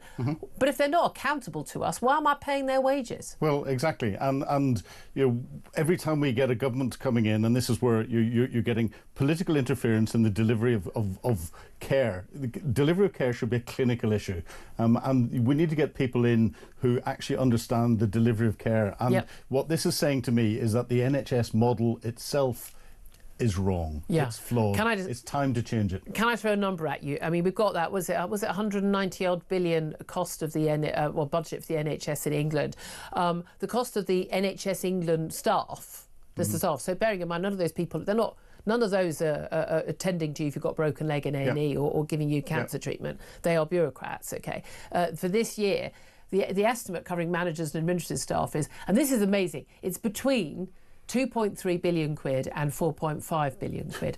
The fact that there isn't a sum, as in, how do you not know how much it costs, right? So it's basically, it could be 2.3, it could be double that. But no one seems to know. That's a bit of a worry, isn't it? I mean, change down the back of the sofa a couple of billion quid, eh? But those are people who are running the NHS but not actually delivering any care. Yeah. There's your problem. And it shows the model is broken, and there needs to be a bottom-up and a top-down review of how healthcare is provided.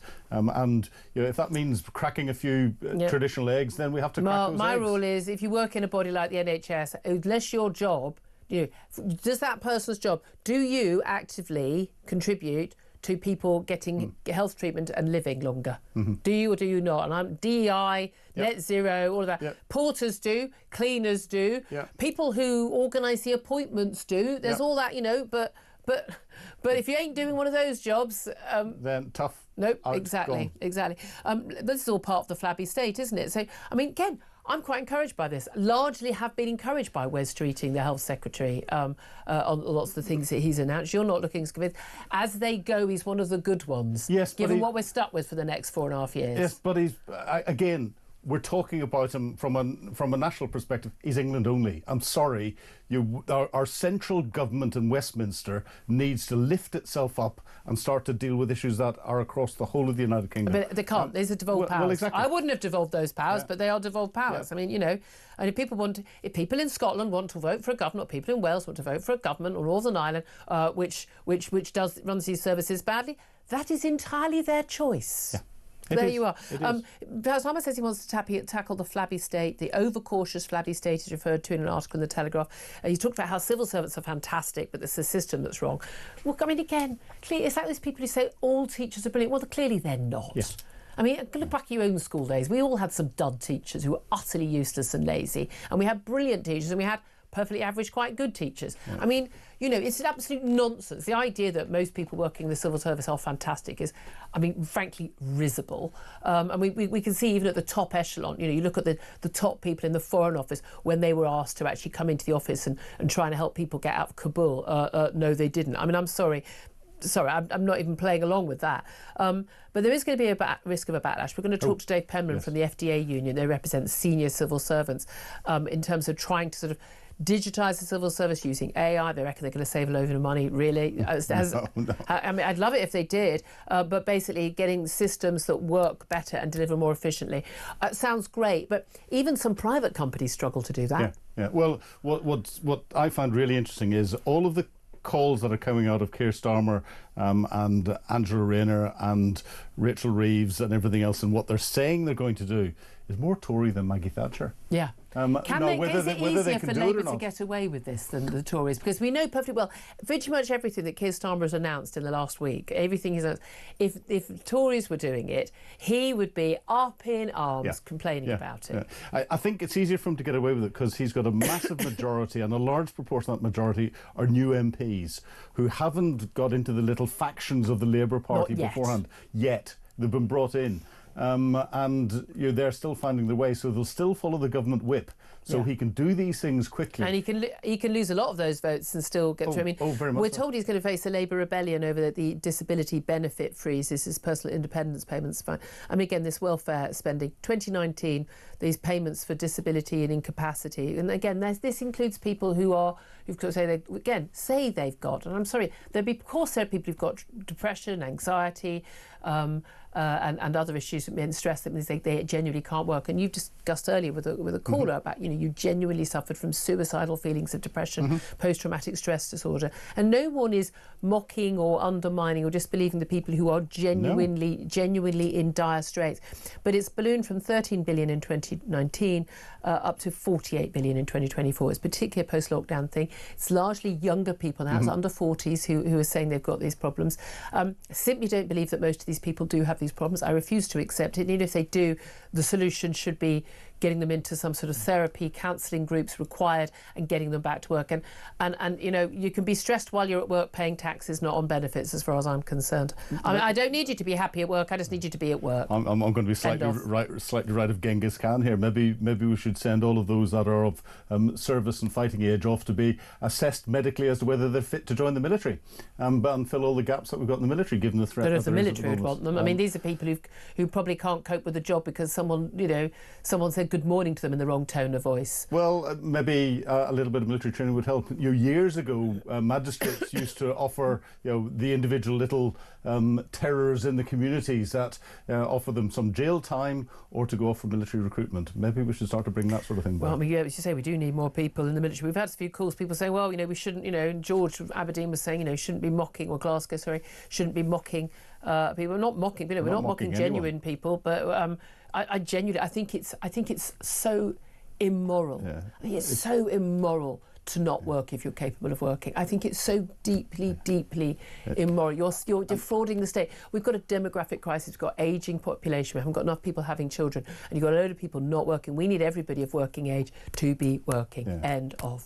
And if I wasn't sarcastic about those that are taking the pee and wasting all of our money, I'd probably be in tears because it gets me that much. Yeah, exactly. Can we quickly turn to Donald Trump threatening to devastate the Russian economy? You mentioned the military. If Putin refuses a peace deal, Putin, we understand, has laid down the first day of talks in Moscow with the US envoy Steve Witkoff. Very much Trump's man, he's golfing buddy, and he's doing these negotiations, played hardball with Zelensky. He's agreed to a 30-day ceasefire across, land, sea and air. Putin has just visited his troops in his camo, rather laughable, frankly. But interesting, he obviously thinks he's going to be winning back that cursed territory. He wouldn't have been there otherwise, because that's a massive embarrassment for the mighty bear of Russia that they can't stop Ukraine from invading them. But we're told, they're putting these negotiation points down. They're basically saying, look, no NATO membership, no peacekeeping troops from a NATO country. We want international recognition, legal recognition that we now Crimea and the Donbass are Russian, and not Ukrainian anymore. How could the West agree to that? The West can't agree to that. The German Chancellor and his potential new foreign minister have said that that's unacceptable, as have most other European leaders. President Zelensky has said that can't be accepted. And actually, if Trump tried to push that, the precedents that would set for other dictators around the world, and Xi Jinping in particular in China, would be frightening, because Xi Jinping would go, oh, I can now take Taiwan quite easily, and that would cause a Southeast Asian pivot, which would make the full-scale invasion of Ukraine that happened just over 3 years ago seem like loose change down the back of the sofa. Yeah, it is extraordinary, isn't it? It really is. Anyway, your calls welcome on all these topics, particularly after hearing from this brand new news that we are going to be seeing the abolition of NHS England. We'll save some money. I mean, they'll hire some of those people back. They'll get redundancy, 100k plus, and then they'll be hired back, because that's what happens every time there is a reorganisation of the NHS. Someone always benefits. But is this good news, bad news? Love to hear from you, particularly if you work in the NHS. Do get in touch. 0344 499 1000 is the number to call. This is Talk.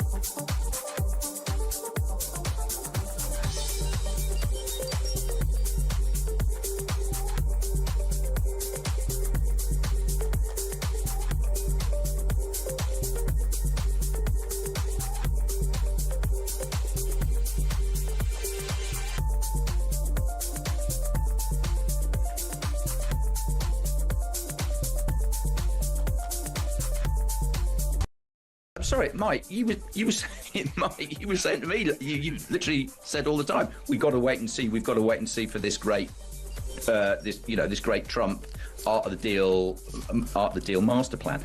The key thing is this: if Trump genuinely wants peace, as Trump claims that he wants, that he keeps saying, there can be no peace unless Vladimir Putin is forced to make major concessions. Yes, which he may well do.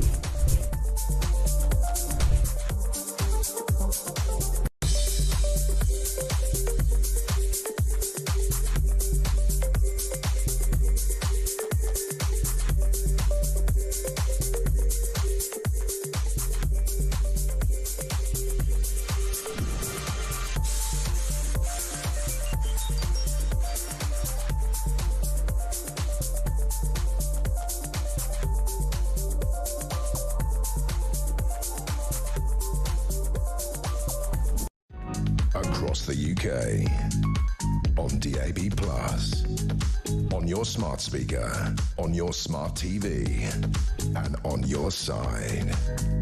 This is Talk.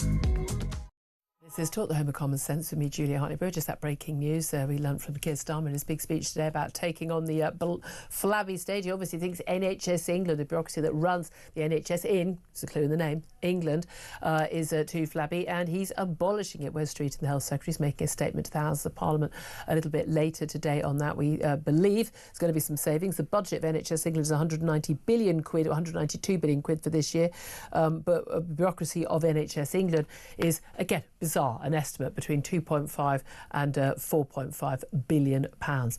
Just a little 2 billion here or there. What's 2 billion between friends, guys? What's 2 billion between friends? Just you and my taxes.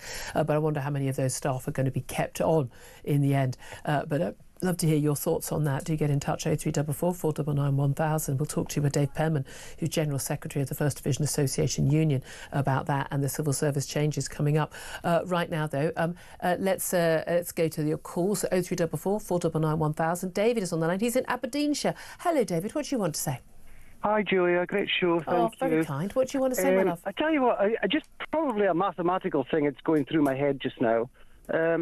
You've got Starmer that's going to tackle something new, which ultimately will be an absolute disaster with this civil service thing. Yeah. And you go and sack, say, I don't know, take off the top of my head, 50% of them, right? Yeah. Now, there's going to be a few, so many thousand, it's probably going to walk into jobs fairly fast and everything else. But the rest of them, are they not going to head towards the DWP? And then you're going to have sort of a bang in the back of the head because straight away it's going to cost more. Yeah. Yeah. Pay. That said, if they're not actually doing much of any use and we're paying them a salary and their pension and all of that, that's going to cost more than them being on benefits. But by the way, if these people are any good, genuinely, if they can't get another job, that's kind of a good giveaway that we would like to get rid of them, though, wasn't it? I know. It's just up here, a bit of a witness. I'm a child of the 60s and 70s, and I have seen it time and time again with highly skilled big yards from the start of the oil boom and all the rest of it. And when I was a child, there used to be huge buses, black and white buses, that used to pick up workers from up to 60, 70 miles away from some of these yards, and would take them 3 times a day and home again. And these yards all shut down, and I'm from the far north, and basically these people, although they were really highly skilled, right through to managers and everything, it took 30, 40 years before a lot of that recovered, and it's still not recovered. No, indeed.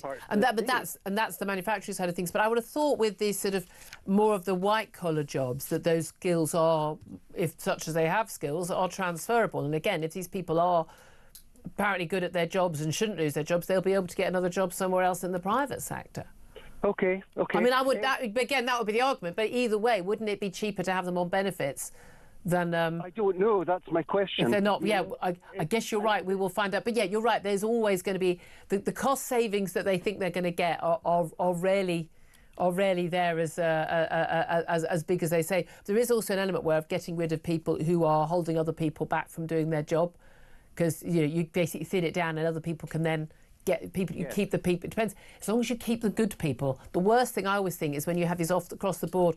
We're just gonna, just get basically offer redundancy effectively. The people who know they can't get another job are the ones who stay. Could I throw another quick one? Yeah, please do.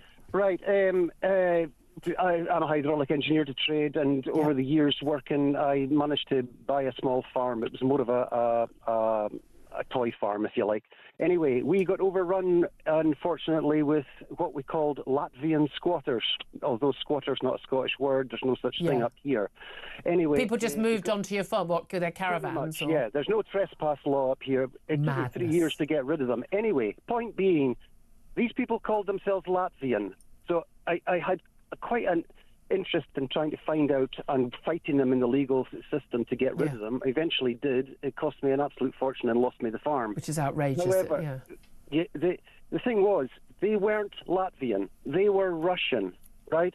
But as Russian occupied Latvia in the Cold War and whatnot, they had moved across the border because they were basically land for taking it, and Latvians were just pushed aside. Yeah. So they moved over there. Now, my question would be, or my thought, is, like over in the Donbass and whatnot, in Ukraine and whatnot, Putin's turning around and saying, these are Russian speakers, these are this. This justifies Russia invading, Right. Latvian, Lithuania, I don't know about Finland and etc., but I do know about the Latvian one. There is a large population of Russians staying over the border. More to the point, this is the scary thing. When Latvia got its independence, these people are now holding dual passports, European. Yep, and they can travel wherever they want. No, it's a very good point. No, we know this is a deliberate policy by Putin in the Baltic states to, again, encourage Russian speakers and Russian natives together to then justify. Yeah, I think it's only a matter of time if he's not stopped in Ukraine. I'm going to have to leave it there, David. Thank you so much for that call. Philip, do you want to come in quickly on that? Philip Ingram's still with me? Yeah, it is the worrying point, and because Putin has used looking after his ethnic population and the fact that they want to be part of Russia as his excuse to go into countries. And so in the Baltic states it's there. But we have to look at the number of ethnic Russians that are living in London as well. Yeah, but I'd like to point out, by the way, people talk about the justification for what happened in Ukraine. Even those who are Russian speakers in the Donbass region are actually, the majority of those, vast majority, are actually ethnically Ukrainian. Exactly. They speak Russian because you were required to speak Russian when the Russians were in control. But there we are. We're going to move on. I'm going to get to another call. 0344 499 1000 is the number to call. And I know a lot of you have been getting in touch. We're talking about welfare benefit reform. That's something that Keir Starmer's going to be announcing. Liz Kendall, his Work and Pension Secretary, we believe in the next couple of weeks. Philippa is on the line in Dorset. Hello, Philippa. You wanted to have your say on that? Yes, Julia. Thank you so much for having me on the show. Well, thanks for calling. What do you want to say? I am absolutely incensed by what's going on with Labour, because they are meant to be the party that look after the most vulnerable, the disabled in society. That's the backbone of what they're about with their politics and their manifesto. And they're completely doing a turnaround on it now, looking to cut so much for disabled people so they can save money and fill this huge black hole that has been created by the last government. And I'm talking to you because I'm a disabled person. I've been disabled since I was born. I've got cerebral palsy. Yeah. And I need to be a voice for the voiceless, those disabled people that can't speak up for themselves. And you can't work because of your disability through no fault of your own. Well, why would you think your benefits would be cut? Because the point of this is to cut benefits for people, or to stop people getting benefits. That should be the aim, who don't need the benefits and who can work. Yes, but the problem being, in 2016, when DLA, Disability Living Allowance, was changed to PIP, I lost my car. Yeah. I lost my benefits for a few months. I had to fight to get that back. Yeah. And it took a little while, but I did it. Yeah. But when I actually looked into why they'd cut it, I spoke to the DWP, and they said, well, there might be the possibility you'll be cured. And I said, what, by an act of God? Yeah, fingers crossed, You're thinking. But this is the thing. But this is where we had personal independence payments and assessments being done by people who had no medical training whatsoever. It was absolutely, people like, do you think someone's legs are going to grow back as well? I mean, absolutely nonsense. Someone would get terminal cancer, being told, oh, well, if you get better. Well, no, they've been told, I've got terminal cancer. Look, I don't think there's anyone, certainly not in our audience, and certainly no one here in the studio or in the building, who would want anyone to take away benefits that you need to have a decent, good life because of because of your cerebral palsy or anyone else in that scenario. But do you not think that we need to tackle the fact that we've got a ballooning budget that's being spent on people who could be working? The number of young people under 40 compared with other countries is off the scale who are claiming mental health problems that mean they can't work. Do you not think that those people are stealing off you? I'll tell you what I think, and I think that basically anybody that's born with a disability, that is, and it's been diagnosed, should automatically get those benefits. I think you're completely wrong. People who get benefits, people who have a disability that prevents them from working, or has extra costs. Those extra payments you need to, because you might need a car because of your disability. Those benefits should be available to people as and when they need them. But there are plenty of people with disabilities who do work and can work and don't need those benefits. No, I'm not talking about working. The problem being with the situation at the moment, employers do not make adjustments for disabled people. I am a very well-educated woman. Yeah. I'm doing a PhD on disability history. Yeah. I'm a qualified secondary school teacher. Yeah. I applied for 130 teaching jobs in 1 year. I didn't get any. I didn't get an interview. Because if you put down you've got a disability, employers don't want to make adjustments. Yeah. Where are all these jobs going to be coming from for disabled people that Labour expect us to have? That is a very, very good point. Philippa, thank you. I really appreciate that. It's a really, really important point. Next time we have a minister on, I will absolutely put that case to them. Philippa in Dorset, thank you. 11:34 is the time. We're going to take a quick break, and then we'll be back and we'll be talking to the General Secretary of the First Division Association Union. That's Dave Penman, about how civil servants feel about how apparently they're all fantastic, but they're a bit flabby. That's up next. This is Talk.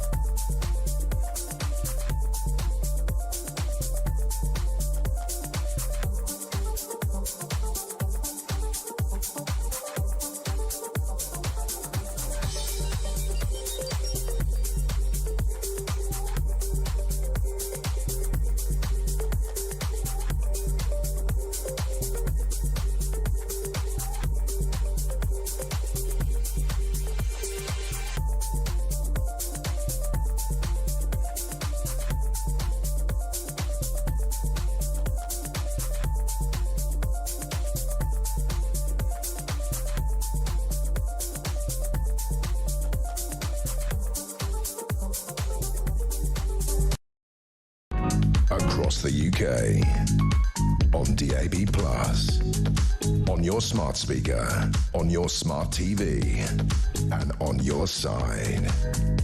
This is Talk. Very, very good morning to you. Welcome back to the show. 11:37 just coming up to you. I'm Julia Hartley-Brewer. This is Talk, the home of common sense. Philip Ingram is still with me in the studio, and we're delighted to be joined now by Dave Penman. He's the General Secretary of the FDA Union, First Division Association Union, basically the senior civil servants, the ones which I think Keir Starmer thinks are both fantastic, but also flabby today. We'll come on to that, but I'd love to get your reaction to the breaking news in the last half hour or so from the Prime Minister, announced, interestingly, not in the House of Commons first, might not go down very well with the Speaker's Lindsay Hoyle, that he's going to abolish NHS England. That's the body that is basically the bureaucratic body in charge of the NHS services in England, clue in the name. How well is that going to go down in Whitehall? I think we need to see what they're going to replace it with. I mean, what are they saying? Because NHS England's been set up to do a job in terms of running the NHS. They're talking about, abolishing it. So is that reform? Where are those controls and the people doing the jobs that are currently done in NHS England going to be? Is this simply about greater political control, because that was a kind of arm's length body, and what West Streeting wants is to There's another layer of bureaucracy, because you've got Department of Health in Whitehall, and no one can really work out what it is they do. If you've got NHS England, who are actually running the NHS, and then you've got individual trusts and obviously the regional bodies. And they're obviously managing relationships and resources and that with NHS England. So how is that then going to work? There's a challenge for ministers because they want direct control, but that also means they get direct responsibility for what happens. Isn't there an element where, basically if someone waits, 26 hours on a trolley in A&E, the health secretary gets blamed for it anyway, so he may as well be in control of whether that happens or not. And I think that's probably where the government have landed on this. So so that's fine to say that's abolished. What you're going to replace it with? How are you going to manage it? Well, it's going to be the same people, isn't it? So you're going to make a load of people redundant. Everyone's going to get a nice big payoff, and then they're all going to be hired back as consultants or new staff and get another nice big six-figure salary. I mean, whoopity-doo-dah. Yeah, well, whilst I wouldn't categorise it like that, I think there is a challenge like that. NHS has been this will affect your members, won't it? It will, and we also have members in NHS England as well. So I think... Was Amanda Pritchard a member? I don't say who is and isn't a member individually. So I think the NHS has been full of a lot of reorganisation, not just at the kind of central level, lower down as well, and that takes up a lot of energy and time and money. So I think understanding that's fine, you want to change and you want to cut, what you're going to replace it with is key, and that's not clear yet what is actually going to come with the abolition of NHS England. As a trade union leader, are you quite surprised by what Keir Starmer and indeed West Streeting have been saying, not just about the NHS, but Keir Starmer in particular about the civil service? He's alternated his language because he's been very critical of the civil service, and then in an article before his speech today in Yorkshire, he wrote an article today talking about how civil service are fantastic, but the system that doesn't work. He's always talked about them being the state is effectively, it's flabby, it's overcautious. He wants to basically try and get deregulation, basically getting it more efficient, using AI. I mean, good luck to him making £45 billion worth of savings with AI. I don't think we've ever had any technological IT project ever involved with the state which has ended up saving anyone money, I don't think. But, I mean, what is your reaction as a trade union leader to a Labour Prime Minister announcing this? I think that his language today was much better. I think he said nice things about your members. Well, it's not just that. I think I've criticised the Prime Minister on some of his language about civil servants, and also have to recognise when I think he's got it right. So what he talked about today about the problems with regulation, and he recognised that wasn't about the people who have been tasked to do that, because governments set up regulators, parliaments passed laws that just ask regulators to enforce, and you can't blame the civil servants who are doing the job they've been tasked with for why there's over-regulation. And I think the Prime Minister today made it a little clearer that actually what he's talking about is that system rather than the individuals, and some of the times his language has seemed to blame civil servants for actually what are systemic problems around government. Well, I mean, there are systemic problems. There is a regulation problem. There is all that. But there is also an issue with the blob. And it was something that Tory ministers particularly complained about, civil servants complaining because someone asked them to get them a sandwich in the wrong tone of voice, and making complaints of bullying when people were asked simply to do the job they are paid by the taxpayer to do, supposedly servants to the state. There is a problem with the civil service, is there not? That it's basically got its own, certainly in Whitehall, its own political agenda, its own plans, and if all civil servants were, in Keir Starmer's words, fantastic, our country would be in a much better state, wouldn't it? Things would actually function and work properly. But Julia, the reason why government doesn't work well at times, or when it does work well, the responsibility for that is complex and difficult. So if you look at government is not simply about the civil service in itself. It's also about what ministers ask it to do.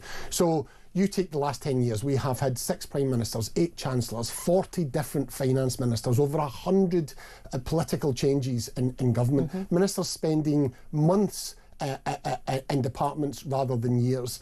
It's a bit like a football team where you keep changing the manager. Yeah. They keep bringing in new ideas and new initiatives, and it's really inefficient. Now, that doesn't mean that also the civil service can't reform or shouldn't reform or do things better.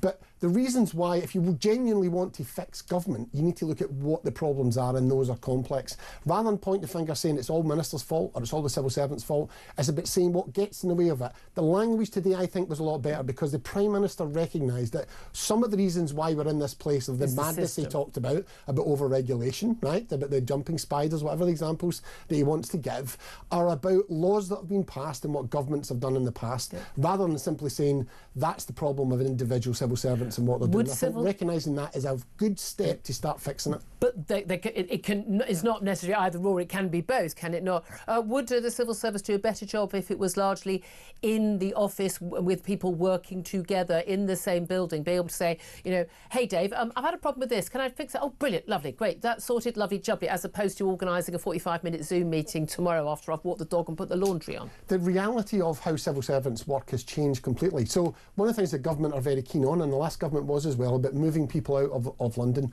How'd that work out? When you move, for instance, you know, the Office for National Statistics to Newport, and was it 80% of senior staff didn't go, so they lost a load of massive skills and expertise. But that's not what's happening now. They've moved 22,000 people out of London. This government wants to move further and faster on that. That means when you're a civil servant as part of a team, chances are that the rest of that team are not all just sitting in the same office. It's not that they're sitting at home. They could be in Glasgow, they could be in Manchester.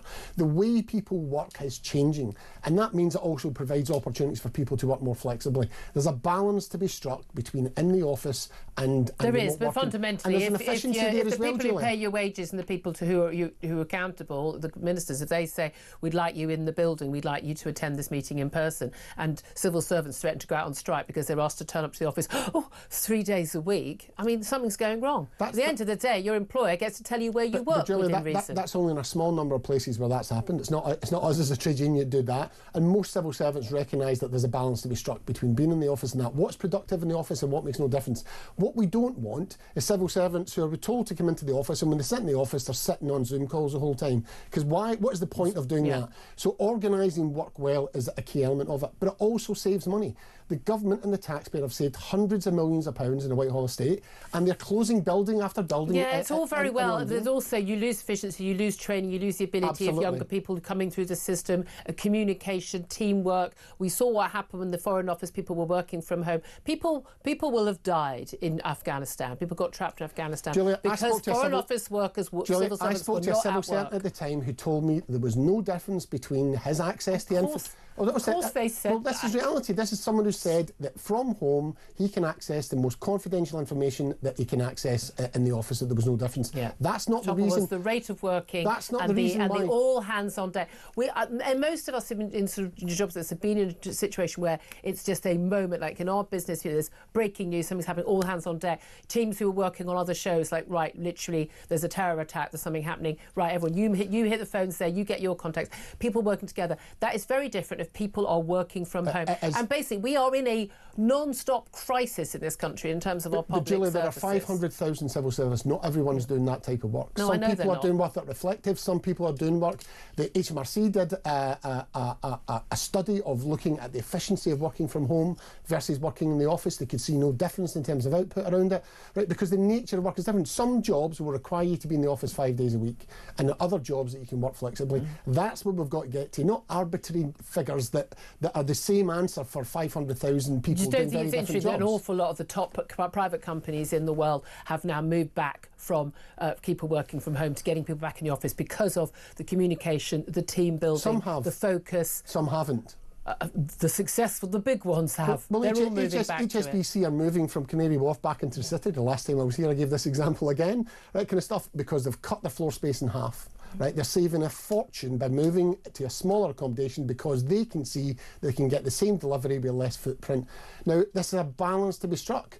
We're not ideologues either way on it, right? So that's what we're saying. The new world of work is different for people. There's flexibility in there, and that also means at times they need to be in the office. And will that, do you think, will that involve AI? Now, the Prime Minister said today, they're talking about AI can often do the job better. People should not, where their substantive work is something that could be done, by a clever computer. I mean, just things like, opening envelopes for people applying for driving licenses and things like that. We need to digitise the world. Is there a problem in the civil service that it is still basically kind of 20th century, not 21st century? Well, it's interesting. I was on Newsnight last night with an AI specialist who talked about how her view in terms of digital government, her view would be that the UK government's probably something like third and fourth in the world, that what we did around gov.uk and how people access some of those public services have been quite innovative. I think there's a question about how you keep up that pace of change, that kind of digital by default that certainly Francis Maud was a big advocate for, that started a lot of this. How do you move that to the next level is the big challenge. And I think the question is, and I think that this has been my one concern, look, I think there's a real danger with this, the government overplays its hand. That, you say, look, actually, we can transform this where inevitably these things are going to take time and going to change. Okay. And it's different when it comes to public services. If Sainsbury's get it wrong and introduce an AI tool and there isn't a can of beans on the shelf... We've got a choice to go to Tesco. Right. But that's not the same when it comes to public services. Okay. If you're dealing with benefits, if you're dealing with health services, you've got to think about what the consequences are, which means inevitably it moves slower. Dave Perman, thank you very much indeed. Apologies for the coughing there. General Secretary of the FDA Union, really appreciate you coming. And I'll get Philip's thoughts on this after we go for a break so I can get a cough in. 11:48 is the time. This is Talk.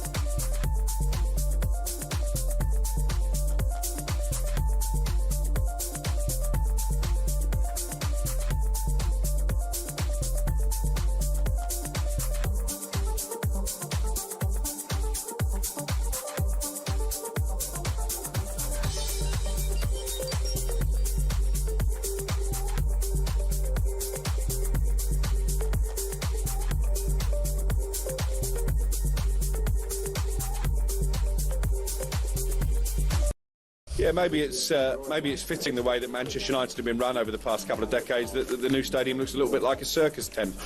My wife actually, she's from Bognor Regis, and of course they've got a Butlins there, and she did say when the design came out yesterday with the three giant masts that are apparently going to be visible from the Peak District, looks like the big top at Butlins. So obviously there's always going to be a little bit of criticism. I'm torn. I'm a Manchester United fan. I'm a traditionalist. I love Old Trafford, but I understand financially why maybe it makes sense to build a new stadium.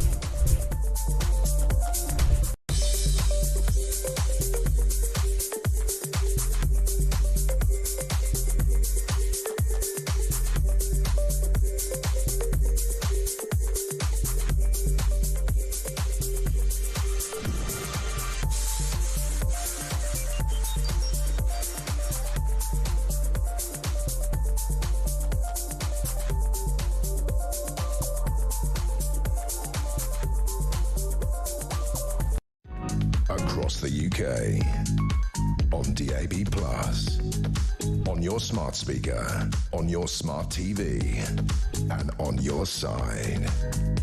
This is Talk. Good morning. This is Talk the Home of Common Sense. 11:51 is the time. Philip Ingram's still with me. Got to give you a chance to give a very quick response to what Dave Penman was saying. I thought Dave was being very positive about the whole thing. You to have a union leader. He wasn't flabby at all. Exactly, especially in the civil service, who's embracing what the Prime Minister's saying, especially whenever the Prime Minister is suggesting that AI is going to take some of his senior civil service jobs. I thought it was very good. Yeah, very interesting. Very interesting. We shall see. I'd love to hear your thoughts on all of that as well. 0344 499 1000.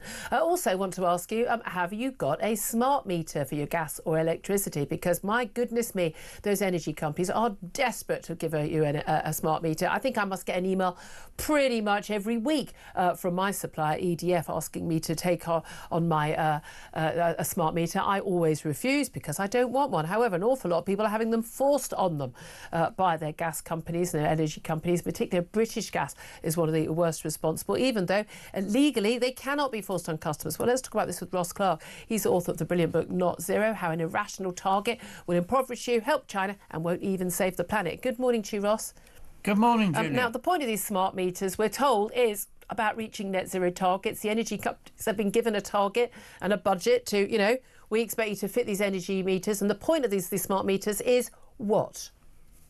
Well, the sort of long-term plan here really is to have all homes fitted out with kit which can allow energy tariffs to be varied during the day to cope really with the intermittent supply of wind and solar energy. Of course, we know you have a grid that's based on wind and solar energy. Sometimes you've got masses of energy, it's very cheap.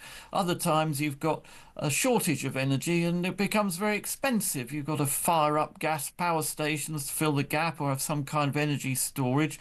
And at the moment, we don't have a sort of pricing mechanism which will enable energy companies to try to manage the demand and supply in that way. But smart meters are the way in which... That's the way they do it. And they're often marketed, and you see these adverts, they've got Olympians and stuff advertising saying, isn't it brilliant, because I can put the washing on overnight, or I can do this and I get to save money. But of course, it's not about, the aim is not to for customers to save money, it's to ration energy. And the only people you're going to ration energy to are people who need to make those cost savings. So basically, it's going to be a message which is, look, on a cold winter's night, there's no solar power, no wind power, and it's all costing an absolute fortune. And we've gone to these mad net zero targets. Basically, if you're under a certain income, you're not going to be able to afford to put your washing machine or your kettle on or put the oven on and cook. But if you're over a certain income, then you will be able to. I mean, that's horrific. Yes, of course, the people who really will lose out through this are people who don't have the sort of software, the AI and the technology and so on to manage their energy demand in this way. And it's going to be absolutely massive differences in the price of wholesale electricity as we move further towards wind and solar. I mean, we're getting, fortunately, it's quite regular now to have times when wholesale energy spikes sort of 10 times what it normally is and so on. And smart meters are going to, at the moment, you've got a smart meter, you can get an energy company will offer you a special deal. So we'll cut your energy costs when energy's plentiful. And they're only telling you the good bit of the side of it, the carrot. And of course, further down the line, we'll get the stick where we start getting charged huge prices for energy spikes. And the way the wholesale market works in Britain, it's done on sort of half-hourly intervals. And so we face a future really of, if we all have smart meters, we face a future where our energy tariff will change from half hour to half hour. And, that's going to be okay if you're really good at using the technology and... and you're aware of it. I mean, most people, you come in, you need to put the washing machine on because your kids, got their school uniform filthy, you don't have a second one for them, you need to put it on and you need to get it dry ready for the morning. You haven't got a choice, you can't put it on at 3 in the morning on a timer. Again, it's just it's a complete lie about how most people live their lives. But the interesting thing is people are being told you'll save money from these smart meters. That is not if they thought you'd save money from them, they wouldn't give you them in the long run. I mean, that's just not how private business works. But often people are being told, you need to have a new meter, your regular meter, your normal meter is old, you need to have a meter, and the only options are smart meters. Now, that is categorically not true. Citizens Advice have been putting this, making this very clear. Legally, they are not allowed to force one on you. And one of the options should be you can have a so-called smart meter, but they can effectively make it a dumb meter, can't they? But they are legally required to do that if you request it. What does that actually involve? You can still request to keep your dumb meter, but there's the government's latest wheeze coming up this summer in June, in fact, is to switch off the radio signal which switches homes between people with economy 7 meters, switches them between the daytime rate and the nighttime rate. And that's a very predictable daytime rate and nighttime rate. It's not, to be compared with the spike in energy prices, which I've just been talking about. But that is going to mean that anybody with an economy 7 meter from June will be stuck on the daytime rate, even at night time. Wow. So this economy. Yes, my electricity company, I think lots of people, is now sort of badgering people, saying, look, you're going to have a smart meter to retain your off-peak electricity. Right. So, but it's interesting, isn't it? Because they're just coming up with a new wheeze almost every month to try and get people to have those smart meters, because they were required to put in tens of millions of the darn things, and people don't want them. People can see through this. They don't want them. They understand. Anyone who suggested to me they're going to get one, family member, people in my building, and I've said to them, don't, here are the reasons why not to get one. They all go, oh God, no, I'm not going to get one. But at the end of the day, a lot of people are going to feel like they're being forced to. But it's interesting that these energy companies, they are literally forcing them on people, and they have no legal right to do so. So people do stand and say, you can get a smart meter, a new meter, and they're only making the new meters, but you can have it turned to dumb effectively, so they can't regulate the price you pay for different times of the day for your energy. And that would be the only answer, I think. But again, wouldn't need to do any of this if we just had abundant, plentiful, cheap energy. Gosh, I wonder how we'd get that, Ross, eh? We've talked about it many times. Ross Clark, author of Not Zero, thank you for that. Philip Ingram, I wanted to ask you about that, but I'm just going to bring you some breaking news related to Ukraine. An aide to Vladimir Putin has issued a statement saying they're dismissing a short-term ceasefire for Kyiv, this 30-day ceasefire that Ukraine has agreed with the US. The aide to Vladimir Putin has said it is nothing but temporary respite for Ukraine. Your reaction to that? Well, if the Americans have been saying the ball's now in Putin's court, that has just been whacked straight back at Donald Trump. Yep. So the ball is now in Donald Trump's court. His reaction is going to be critical. What is he going to do? It's absolutely fascinating. Well, we're going to talk to Mesa Gifford coming up next. He's a former British volunteer with the Ukrainian army. Find out what he thinks of those negotiations for peace. Plenty more besides. Lots more of your calls coming up. Keep them coming. 0344 499 1000. Philip Ingram staying with me. Lots more to come. Lots more Top Gus. We were talking about woke Snow White as well. That's talk. Homer Common Sense.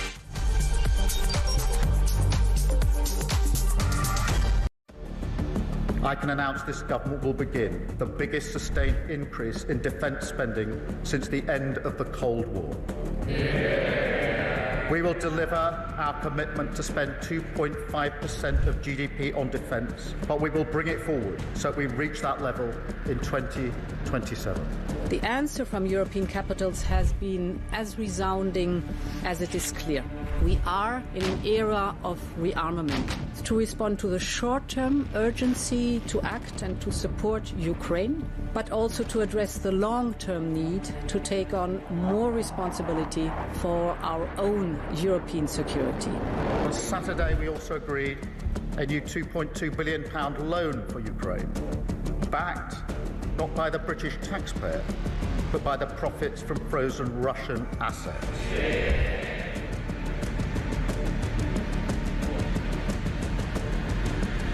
It is my pleasure to bring from His Majesty the King a letter. He sends his best wishes and his regards, of course, but he also asked me to bear this letter and bring it to you.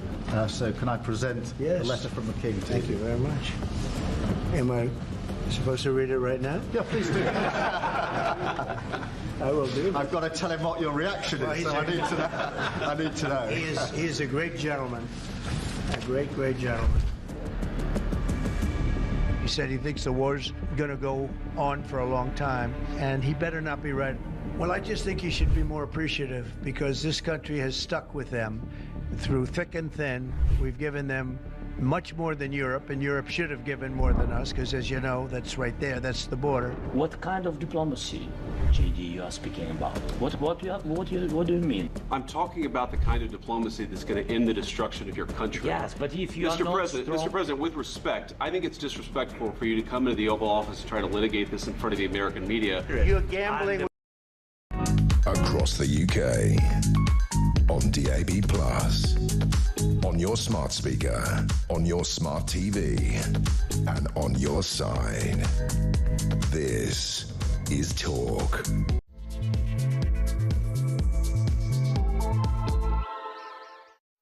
A very good afternoon to you. Welcome back to the show. I'm Julia Hartley-Brewer, and you're with Talk. We're on DAB+ radio on your smart speaker. Of course, you can also watch us on YouTube and on your connected device. Great to have your company with you all the way until 1 o'clock. Coming up in this hour, I'm going to talk the latest on Ukraine. Donald Trump has threatened devastating consequences for Russia if Putin doesn't agree to a 30-day ceasefire with Ukraine. Now, US-Russian peace talks started in Moscow this morning. Already we've had an aide to Vladimir Putin in the last 5 minutes dismissing the short-term 30-day ceasefire for Kyiv, saying it is nothing but temporary respite for Ukraine. So the ball very much kicked into Putin's territory, Putin's side of the court, and now back in the side of the court for the US to take action. Putin, of course, met with his military commanders on the front line in Kursk, one of the Russian regions where we have seen Ukraine soldiers seize control in the last year. We'll talk about that with Mesa Gifford, a former British volunteer with the Ukrainian army, in just a couple of moments.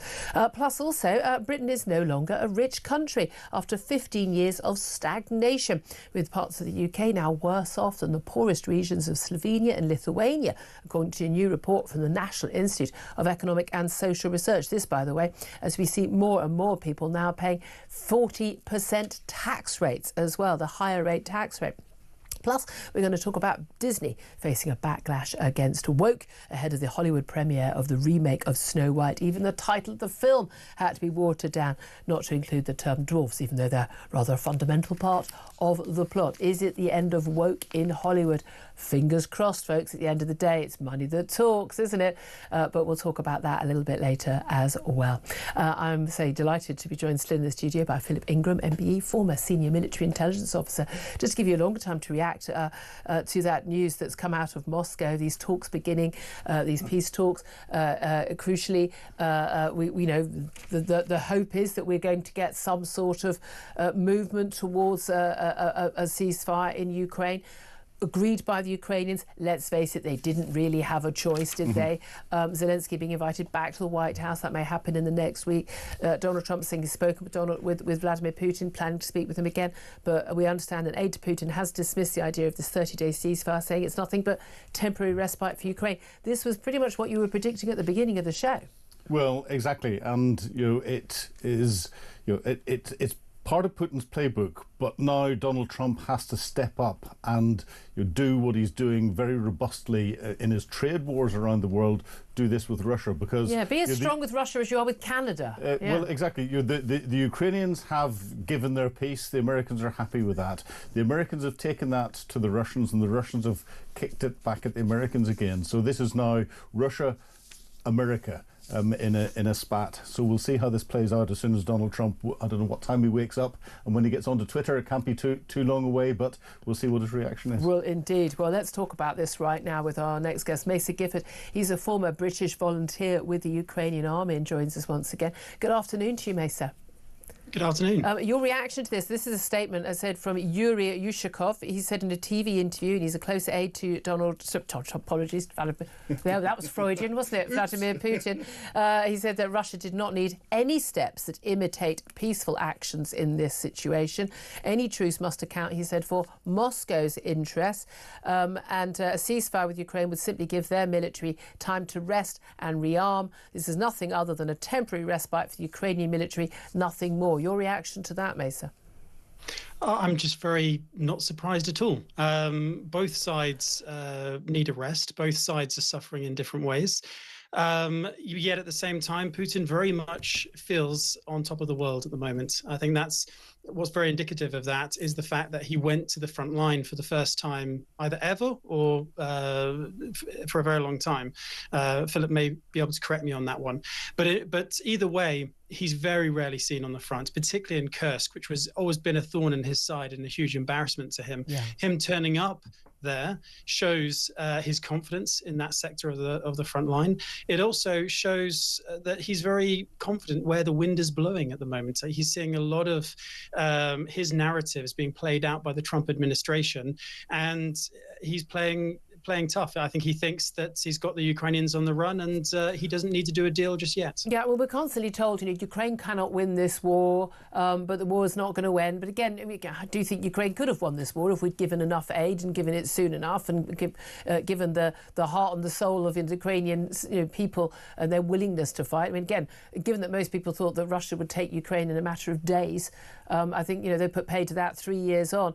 I mean, the fact that even the Ukrainian army was allowed to take any territory around Kursk. Okay, now it looked like they're in a sort of a pincer movement and being forced out, but it was a negotiating position.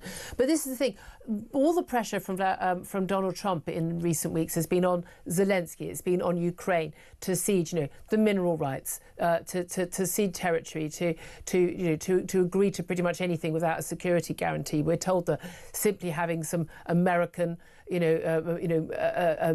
drilling companies in Ukraine would somehow provide enough security. But of course, no one sensible believes that.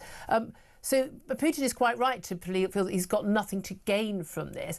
But realistically, doesn't he also want to extricate himself from the war? And if it were the case that he could keep Crimea, as is very likely, keep these 4 regions in the Donbass region, and war could be over, would he not be able to play that as a win for his domestic audience? Well, we don't know what's going on behind the scenes. We don't know what's already been offered to him and everything's what's playing out not in the public eye. He's clearly just trying to improve his hand more than anything else. And just to build on what you've just hinted at and what Philip just said a moment ago, I do hope that Trump starts cracking down and actually forcing him to the table. And there's many ways they can do that. Yeah. I think a lot of Brits have been upset at the sight of a ship severely damaged and heavily polluting our waters with a Russian captain. And they'll be also scared to know that there are a lot of these so-called Russian ghost ships without the proper insurance, without the proper paperwork all over the world. And I would really hope that Britain, America, Europe, etc., will actually start cracking down on these ghost ships, actually forcing them either out of their waters or searching them, detaining them, etc. Also, of course, they've got hundreds of billions of dollars in our monetary system that we could take and give to Ukraine.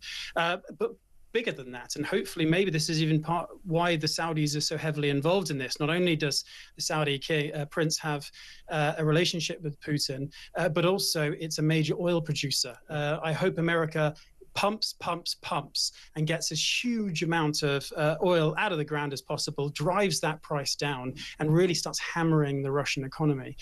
Because then hopefully it'll bring Putin to his senses.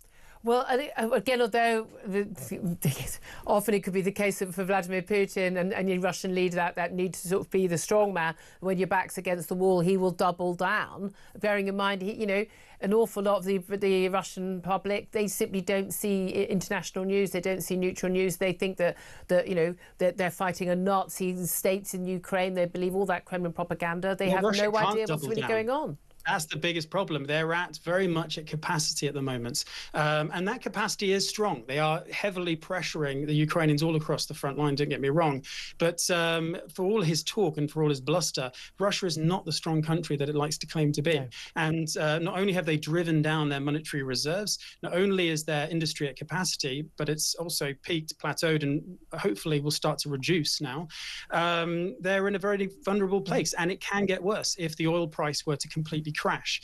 So again, I think Ukraine can still win this war, and I've always. And when you say win, do you mean when you say win, you mean ousting Russia from the Donbass and Crimea? I think the long-term goal should be to at least return to the 2022 borders. It doesn't have to be a massive military win on the battlefield, but if you look at how Russia has lost wars in the past, it's because of financial crises. Let's say the First World War and political crises too. A very severe toll was taken on Russia in World War I, despite the fact they still had an army in the field. So again, these are the lessons that we need to learn and we need to build on. Well, indeed, and again, it's like the economic sanctions. There's so much more that can be done. I found it extraordinary when David Lammy a few weeks back was announcing some extra economic sanctions. We could really take on some of these oligarch friends of Vladimir Putin. I thought, well, why wasn't that done in February 2022? Why are you talking about that in 2025? But we know, even with these economic sanctions, actually, the Russian economy is in dire straits. It's bizarre. It's a smaller economy than Italy, given its huge, fossil fuel wealth. Again, this is what happens when kleptocratic dictators take over and the oligarchs get handed everything and just embezzle it. I mean, it's a failing state in that sense, but. Being able to sell that oil and gas, which they haven't been able to sell officially legally to the European Union and other countries, they're selling it to China, selling it to India. India then ships it onto us. Germany is still reliant on Russian gas absurdly. In this situation, there's plenty more that can be done. What do you think about the willingness, though? Because we've got countries like Britain and France, suppose the coalition saying they're willing to sort of step up and provide troops to basically look over, hold on to a ceasefire, to peacekeeping forces, but not more than that, not to actually fight in Ukraine. And Zelensky's been very clear that he doesn't need the blood of any other nationality. He's got men in the field himself. He just needs the financial and the military aid. Do you think that there is any possibility that we will see British and/or French and other soldiers in Ukraine as a peacekeeping force, or do you think that there's no way in the world that Putin will allow that and will not see that as a provocation by NATO? Well, it really depends. It's all part of the negotiation and how urgently they consider it, how necessary they consider it. As you said before, Ukraine is the real power here in terms of as a military deterrent to Russia. And if we continue to support them and make their army even better, then so be it. Any force that we do provide may be just a token force. But it might also be able to build infrastructure behind the line, new airfields and better fortifications, increase the level of training of Ukrainian troops, and just take some of the weight off their shoulder, a real political symbol of support for this future Ukraine that might emerge after these discussions. So this is all part of Russia will have to determine what it wants to negotiate away and what it wants to accept. It may be forced to accept certain things. And when it comes to the money, for example, this huge amount of money that we've got in the banks of theirs, one of the reluctances of the West to actually seize that money is, one, they want to use it as a negotiating tactic. Two, they also don't want to set a precedent of taking other states' money because they want to be seen as a solid sort of foundation, as a strong. Basically, all the dodgy money around the world will start going into other banking systems, basically. 100%. And at the end of the day, but one thing that's always bothered me is the fact that the West has never had a concrete plan. If from the very beginning, as you hinted earlier, if we'd had a concrete plan, if we'd given them the weapons, if we'd seized the money and really gone all out, then Ukraine might have already won this war when Russia was at its most vulnerable in late 2022, early 2023. So it's about the will, isn't it? Again, do you trust? I mean, given Donald Trump, his attacks on Zelensky, and he's obviously got he's got the history, of course, over happened in his first term, and ended up being impeached over his basically he's withheld $400 million of aid to Ukraine, basically because Zelensky wouldn't agree to sort of instigate proceedings against her and give him information about Hunter Biden and Joe Biden. Now, do you trust that Donald Trump will? When the bluff has been called of Putin, who Donald Trump claims it wants peace. Indeed, he doesn't want peace. He's not willing to come to the table. He wants to take Ukraine and take all of it. That actually, that Donald Trump will do what would, in my view, be the right thing and take on Vladimir Putin economically or militarily in whatever way. Do you think he will actually step up and help Ukraine or not? It's a very difficult one. I'm honestly 50-50. At the end of the day, because he's so unpredictable.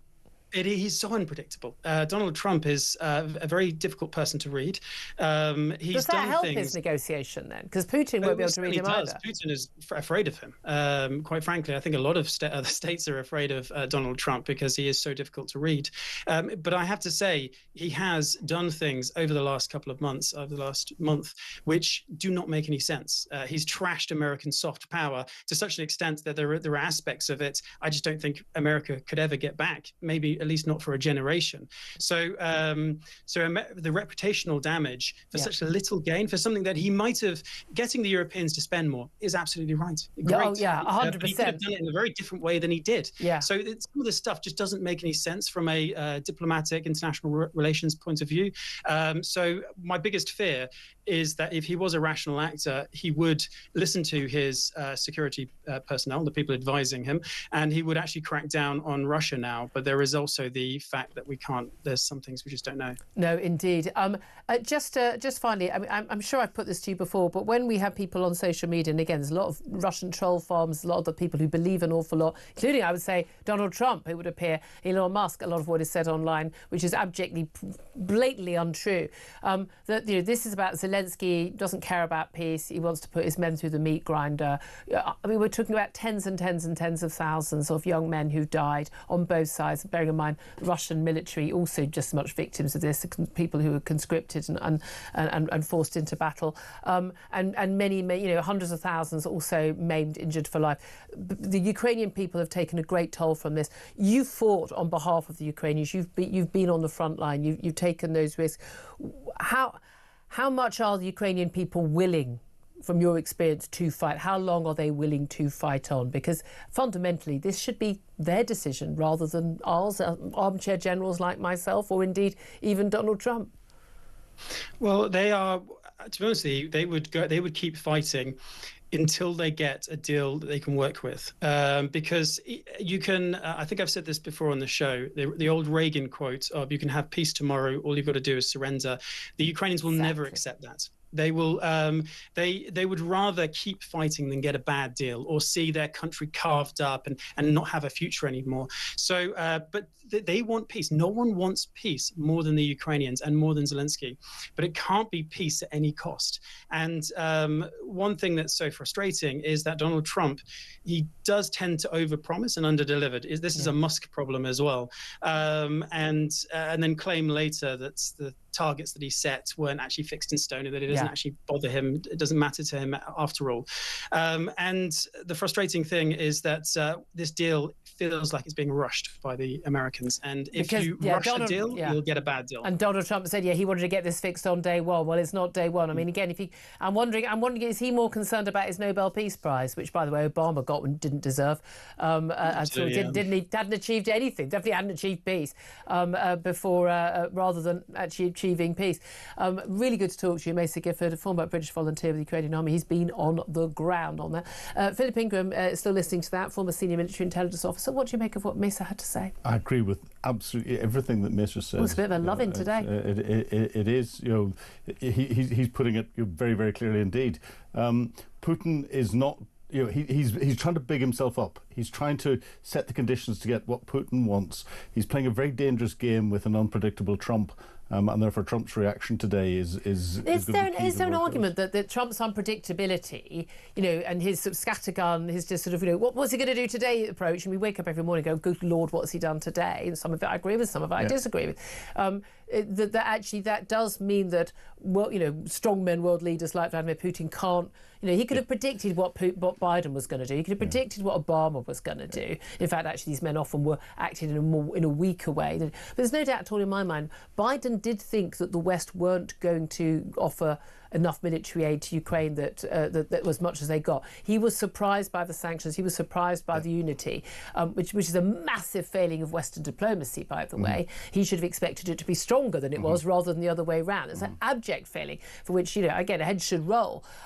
But if he can't read Donald Trump, if he thinks Donald Trump's on his side, he can get away with it, and then he gets hit with massive sanctions, then he gets hit with massive military aid to Zelensky because he won't come to the table. That could work in Ukraine's favour, couldn't it? It could do. There's two things that are the result of the uncertainty that Donald Trump creates. One, greater uncertainty in those other decision makers, so they're less likely to do something, but also potential greater opportunities where someone goes, oh, actually he's causing confusion left, right and centre, I'll exploit that and just deal with it. So he's making us more stable in one hand and less stable in another.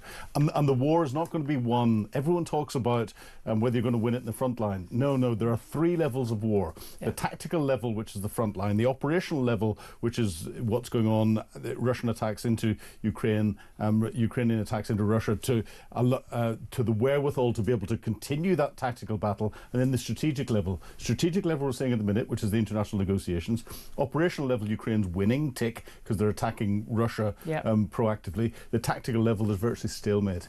Yeah, OK, fascinating. Thank you very much. Love to hear your thoughts on all of this. 0344 499 1000. It doesn't have to be a love, we don't have to all agree. Always happy to take on different views. But particularly after Vladimir Putin's aide has basically said that basically any truce is in Ukraine's interest, so we're not going to play. That's basically a summary of what they've said. What a surprise, eh? Weird. I just thought Putin wanted peace. I guess the giveaway was when he invaded a neighbouring country. I don't know. There were clues. Anyway, up next, we're going to take a quick break. Then we are going to get to your calls. Lots of calls coming in on lots of different topics that we're talking about, including NHS England's abolition and smart meters. That's up next. This is Talk, the home of common sense.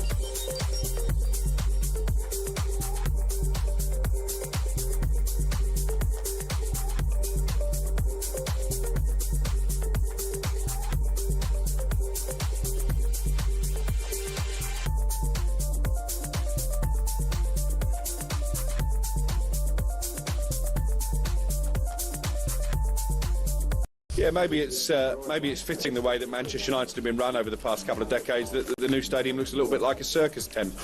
My wife actually, she's from Bognor Regis, and of course they've got a Butlins there, and she did say when the design came out yesterday with the 3 giant masts that are apparently going to be visible from the Peak District, looks like the big top at Butlins. So obviously there's always going to be a little bit of criticism. I'm torn. I'm a Manchester United fan. I'm a traditionalist. I love Old Trafford, but I understand financially why maybe it makes sense to build a new stadium.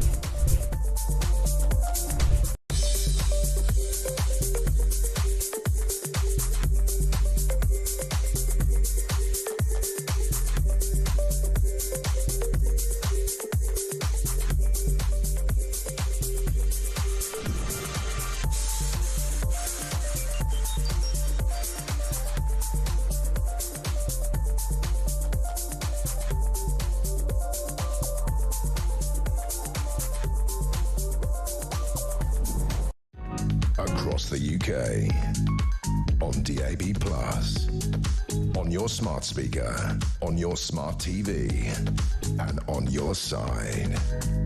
This is Talk. Very good afternoon. Welcome back to the show. 12:25 is the time. I'm Julia Hartley-Brewer. Let's get straight to your phone calls. 0344 499 1000 is the number to call to have your say. And I know George is in Portsmouth. And George, you want to talk about the really shocking news we had in the last hour that the Prime Minister is going to abolish NHS England. Yeah, so I kind of would like to thank you for taking my call, by the way. Thanks for calling. First of all, I'd like to just temper my opinion by saying I think this is an opportunity for good reform. I don't necessarily have overwhelming confidence that good reform will come. But so I'm currently a medical student, but before that I've spent kind of nearly 7 years in the NHS working in different roles and different levels, and bureaucracy has always been the biggest problem in the NHS. It's always gotten on the way. Lots of times we have several managers doing one job, and at the top level these managers are being paid over 100,000, but really it ranges from 41,000 to 100,000. So actually, if we abolish the NHS England and reform and are able to reform the management, if we can halve the management and divert that money into employing more nurses, more doctors, other healthcare staff, or even if you are going to divert it into admin staff, actually we need more secretaries, we need more ward clerks. Yeah, the people who actually send out the messages, for about, rearranging appointments as opposed to the managers. When you say you've got, say, several managers, let's say there's 3 managers doing the same job, so and on a good whack, well above average salaries, some 6-figure salaries. So how have they they've got different job titles, but actually they're responsible for doing the same thing, and it's not more than one person's job? Yeah, so essentially it's kind of like it's one job that has been split between 3 people, and you think, one of you could do that job. Why would a hospital manager... This is the thing. If you're a hospital manager, you're an NHS Trust manager, and you've got a really tight budget. I mean, they've got huge budgets, but nevertheless, they've got to do a lot with it. And you've got people who are sitting in A&E for 26 hours on a trolley because you haven't got enough nurses and doctors. But why would you be paying 3 managers to do the job of one person rather than using that money to hire more nurses and doctors, radiographers, porters and cleaners or whatever? Well, that's a brilliant question, really, isn't it? That's my thing. I don't understand the motive. I don't know why, if you're in that job, why you wouldn't want it. Is it just jobs for your mates? Is it? What else is going on? Because it's immoral to to pay people big salaries to do jobs that are non-jobs when you actually could hire people who could literally save people's lives is immoral.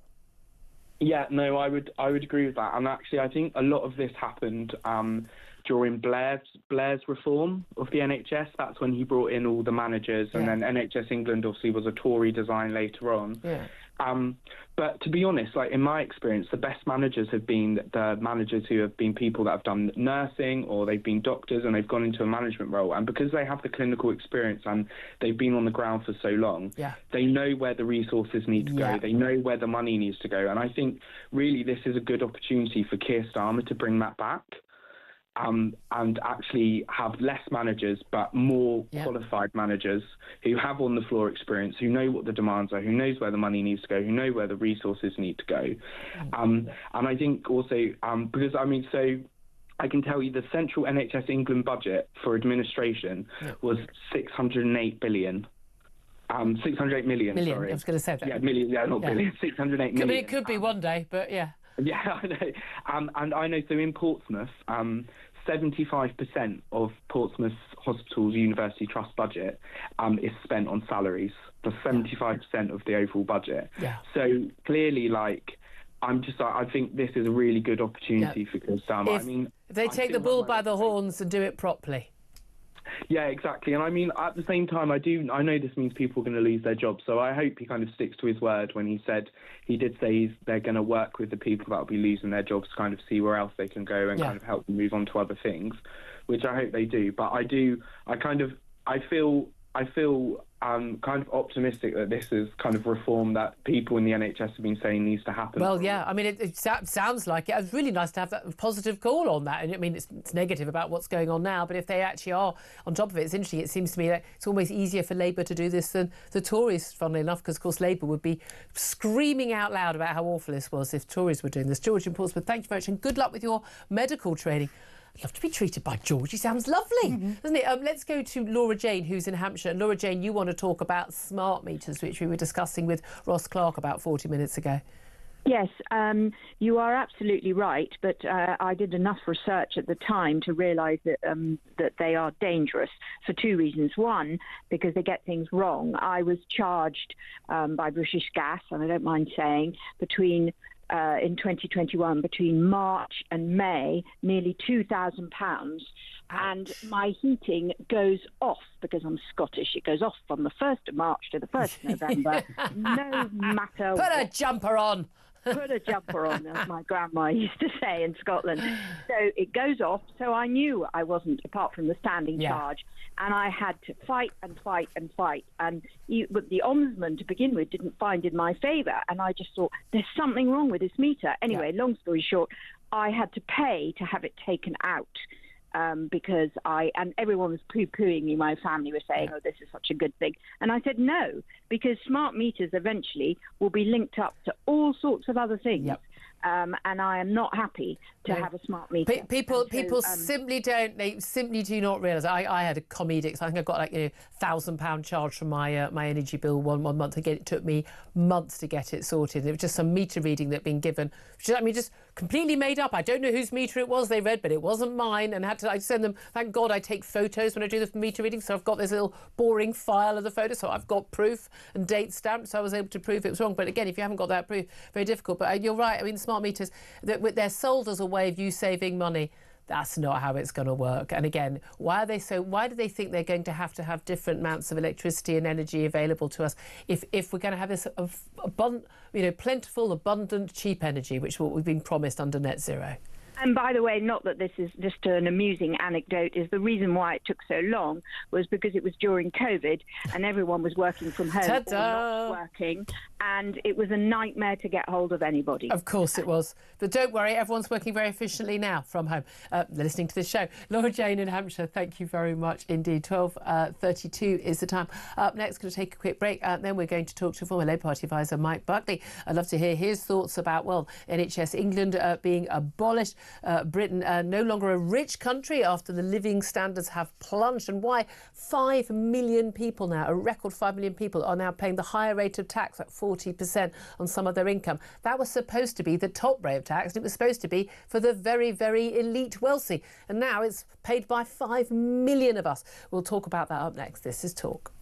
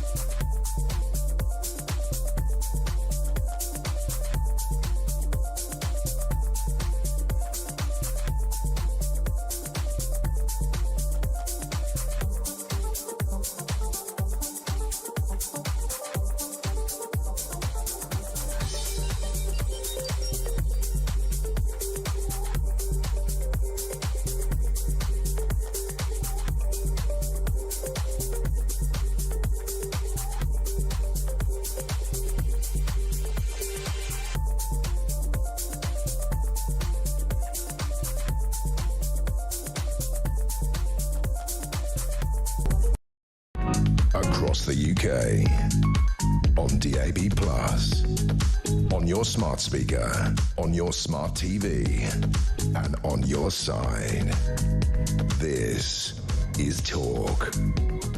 This finances. Talk the home of common sense. Some breaking news for you. President Trump has threatened to put a 200% tariff on all alcoholic products coming out of the European Union. That includes, of course, French wine and champagne. Now you're onto a topic that I really care about. Yes, But it's not going to affect me. I don't live in America. But that's the latest threat to the EU. I don't know if he's going to put a threat on our English sparkling wines. I don't know. Or Scottish whisky. Scottish whisky. Yeah, but that's a massive export. One. Yes, exactly. That seems to be, as far as I can tell, looking at the joint bank account, a massive part of my household expenditure when my husband gets hold of a credit card as well. Yeah, exactly. Well, I notice, mate. If it goes on to spirits, Irish whiskey, that from the Republic is EU, that from Northern Ireland, Bushmills very good point. Isn't. Yeah, very good point. Well, we shall see latest developments there. Again, it wouldn't be a normal day without another announcement coming out of Donald Trump. Right now, let's turn our attention to Mike Buckley. He's a former Labour Party advisor and joins us now. A very good afternoon to you, Mike. Good afternoon, how are you? Very well indeed. Lots to talk about. Can I ask you, it wasn't on a list, but we don't expect it to be announced today by Keir Starmer, his speech about reforming the civil service, the fantastic civil service that is never less flabby and overcautious. The announcement today that he's going to abolish NHS England, that bureaucracy there, basically takes Department of Health taking control directly of the NHS. Do you welcome that? Is that a good idea, or are there risks involved in doing that? I think there's always risk involved in a big reorganisation of a huge organisation, and the NHS is a very huge organisation. But I think this is a welcome move, and we all know that the reforms that were introduced 13 years ago now by the Conservative Liberal Democrat coalition government were very, very bad for many, many reasons, and introduced huge extra bureaucracy and lots more complexity into the NHS system. And they were so bad that indeed the Conservative government a few years later rolled back a number of those reforms. NHS England was one of the ones that remained. And as we know, it's a huge organisation, thousands of people working there, as well as, of course, lots of people working in the Department of Health, as well as people who are working in different NHS trusts around the country. There's a load of people running this health service, aren't there? There don't seem to be very many actually doing the work. And there's a lot of complexity as well. So I think this simplifies the system. It brings it back under democratic control. I mean, I think there were situations under the last government where the Department of Health would basically, when things were going wrong, would basically say, well, it's nothing to do with us, which of course just makes you think, well, what are we doing voting for you as a government then? If you're just going to say, well, it's not your problem. Ludicrous. So, of course, what this does, it simplifies the system. It means that West Streeting is actually genuinely in charge of everything that goes on. He is thereby accountable. We can all hold him and the government to account 4 or 5 years from now, or 4 years from now, when we have a general election. So I think this is good. But isn't there also a risk, I mean, to a certain extent, that we hold the government to account for failings, if people are on a trolley for a long time in the A&E department anyway, or someone doesn't get their cancer treatment, we hold the government to account for that anyway. But is there a risk that actually taking out that extra body, it does politicise it all a bit more? Or is the NHS, the running of the NHS, the funding and the structure of it, is it inherently political anyway? It's going to be political always. I mean, in a way, it's one of the biggest things the government does, of course, along with national security and education and, keeping the lights on, I suppose, because it affects all of us. We're all going to get ill at some point in our lives, and all of us are going to have family members or close friends that are going to get ill. So it really matters to all of us because we know that we need it, or we're going to need it at some point, And also, we want our loved ones to be well cared for when they get sick or face particular crises in life. So, of course, it's going to be political. Okay, well, and it's going to be main things that can be judged on. Now, we know that the Prime Minister is probably facing some sort of level of backlash from backbench Labour MPs about planned cuts to welfare, in particular personal independence payments to disabled people. But, of course, we are no longer a rich country. Who's saying that? Well, it is the National Institute of Economic and Social Research. They've carried out a new report saying, basically, economists saying parts of the UK are worse off than the poorest parts of nations like Slovenia and Lithuania. We've had 15 years of stagnation. UK living standards have plummeted. We're kind of getting into a stage where I know we're much richer than a country like Greece, but where we expect to sort of have, the sort of German levels of public services whilst paying, Greek levels of taxes, though we're also now paying huge levels of taxes as well, but we're not getting the public services that many people expect and deserve. Do you agree Britain's no longer a rich country?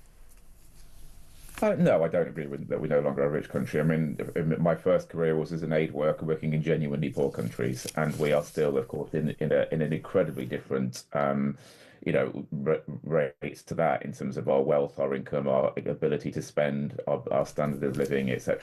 However, there are clearly some very, very poor people in this country. And this research isn't really new. There was a big FT, Financial Times analysis on this a couple of years ago now, showing that poorer people in this country are now poorer than those in Slovenia and countries in Eastern Europe, that we would in decades past have thought, we're obviously going to be more wealthy than those people.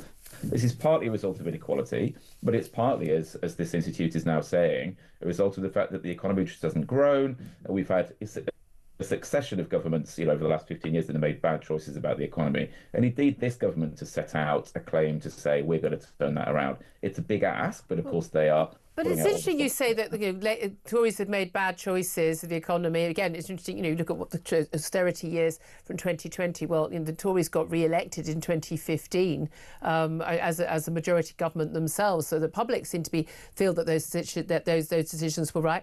Lots of Labour backbenchers, Labour supporting unions and Labour voters unhappy with some of the choices Keir Starmer's made, putting up some taxes, particularly national insurance and the like, but also trying to make some cuts, and we're talking about expectation where there will be some spending cuts, welfare and the like, coming up in the next 2 weeks in the Chancellor Rachel Reeves' spring statement. But on those exactly the sort of choices that David Cameron and his Chancellor George Osborne had to make in 2010 onwards, because there was no money left. And it's all very well to say, oh, I don't like austerity. Well, when you can't borrow anymore and you can't tax anymore, what are the choices?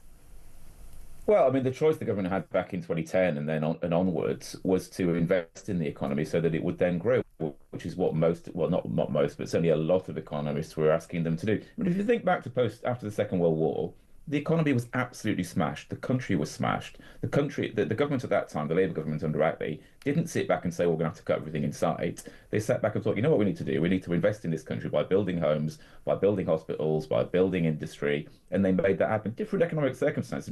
They made the opposite choice to Cameron and Osborne, and that started the post-war boom that lasted until Mrs. Thatcher. But again, very different economic circumstances, as you'll know. But are the circumstances that different now? I mean, dealing with the fallout from lockdown, again, supported by by Labour, dealing with the fallout of the Ukraine war, again, same policies supported by Labour as the Tories. Whoever was in power would be dealing with this set of circumstances, just as whoever was in power in 2010 would be dealing with these circumstances. And yet the choices do seem to be remarkably similar: cutting back on waste, cutting back on welfare, and raising taxes. I mean, there is a conversation in the Labour Party about economic policy and whether Rachel Reeves should be doing more to borrow or to raise taxes on wealthier people or bigger businesses. At the moment, she's decided that we've maxed out borrowing, we've maxed out the amount of tax that we can take in without causing further harm to the economy. And of course, I, not being an economist or running the Treasury, need to accede to her greater wisdom. Well, I mean, obviously, she's got great experience as an economist, just not quite as much as she's claimed. Well, she's got significantly more than I have, so I will give her that. OK, well, let me ask you, in terms of taxes, latest stats showing, it's front of the Mail today, a record 5 million people are now paying a higher rate tax. That's the 40% rate, not the top rate of 45, but the higher rate of 40% on parts of their income, at least on the top aspect of their income. An extra 680,000 people dragged into that tax bracket compared to a year ago. This, of course, doing this fiscal drag. Basically, if you don't change the thresholds for paying that extra tax, but wages have gone up due to inflation, then more people get dragged into it. Now, this is a tax that hits in when people are earning, frankly, a lot less than the sum that people thought they'd be earning when they were paying that sort of rate of tax. Just over 50 grand a year, and they're paying 40%, 40p in every pound in tax. Now, this was originally supposed to be a tax for the very wealthy. I mean, the very top echelon, someone who was the manager of a bank, not someone who worked in a bank, not for teachers, not for some nurses, and not for junior doctors and the like. And yet this is a tax rate that is hitting so many people. Is there an argument to cut that rate, given that actually a lot of people who've worked very, very hard, done all the right things, are now paying over, along with national insurance, a huge percentage of their income to the state? I really don't have a problem with this at all. I think it's right that people who earn more that should pay more tax. Well, they already are. This is only paid on income that they earn that's above the £50,000. But look, up to that amount, so including all of their wages up to that £50,000 figure or just over, they'll be paying 20% tax like the rest of us. It's only over that amount that they're paying the 40%. I don't have a problem because the government, as we've been saying, needs money to spend on the NHS and other public services, and it needs to make sure that it keeps the lights on. And as we've been discussing, the economy hasn't really grown. Productivity has been low. They need to sort that out. If they sort that out and the economy starts growing and the tax take improves because of that reason, which is the better reason, then maybe they'll be able to increase the tax thresholds again. But until then, I think I wouldn't be at all surprised, and I have no insider knowledge, that she would extend the freeze on that tax rate being raised. I just think there are an awful lot of people, especially people living in the southeast with the high cost of housing and transport and the like, would not regard themselves when they're earning 50 grand, and even if it's only a couple £100 that's being charged at that rate, would not regard themselves as being wealthy, would not be expected to be paying that much tax. But I just want to leave it just fine. I don't know what solicitors earn these days, but I imagine Jonathan Reynolds, the business secretary, wouldn't know either, given that he isn't one. And yet he has claimed in the House of Commons, he's claimed on his LinkedIn page, and claimed, we are told, a number of events where he's spoken to people, that he was a trained solicitor, even though he is not a trained solicitor. He did a few months of training, never qualified a solicitor, and it is a criminal offence to claim to be a solicitor when you are not. How on earth is this man still in government? I mean, I genuinely think this is a non-story. I mean, this was 10 years ago, and he said in a speech, I was working as a solicitor instead of I was working as a trained solicitor. I really don't think this is a particularly Have you ever got confused about what professional qualifications you have?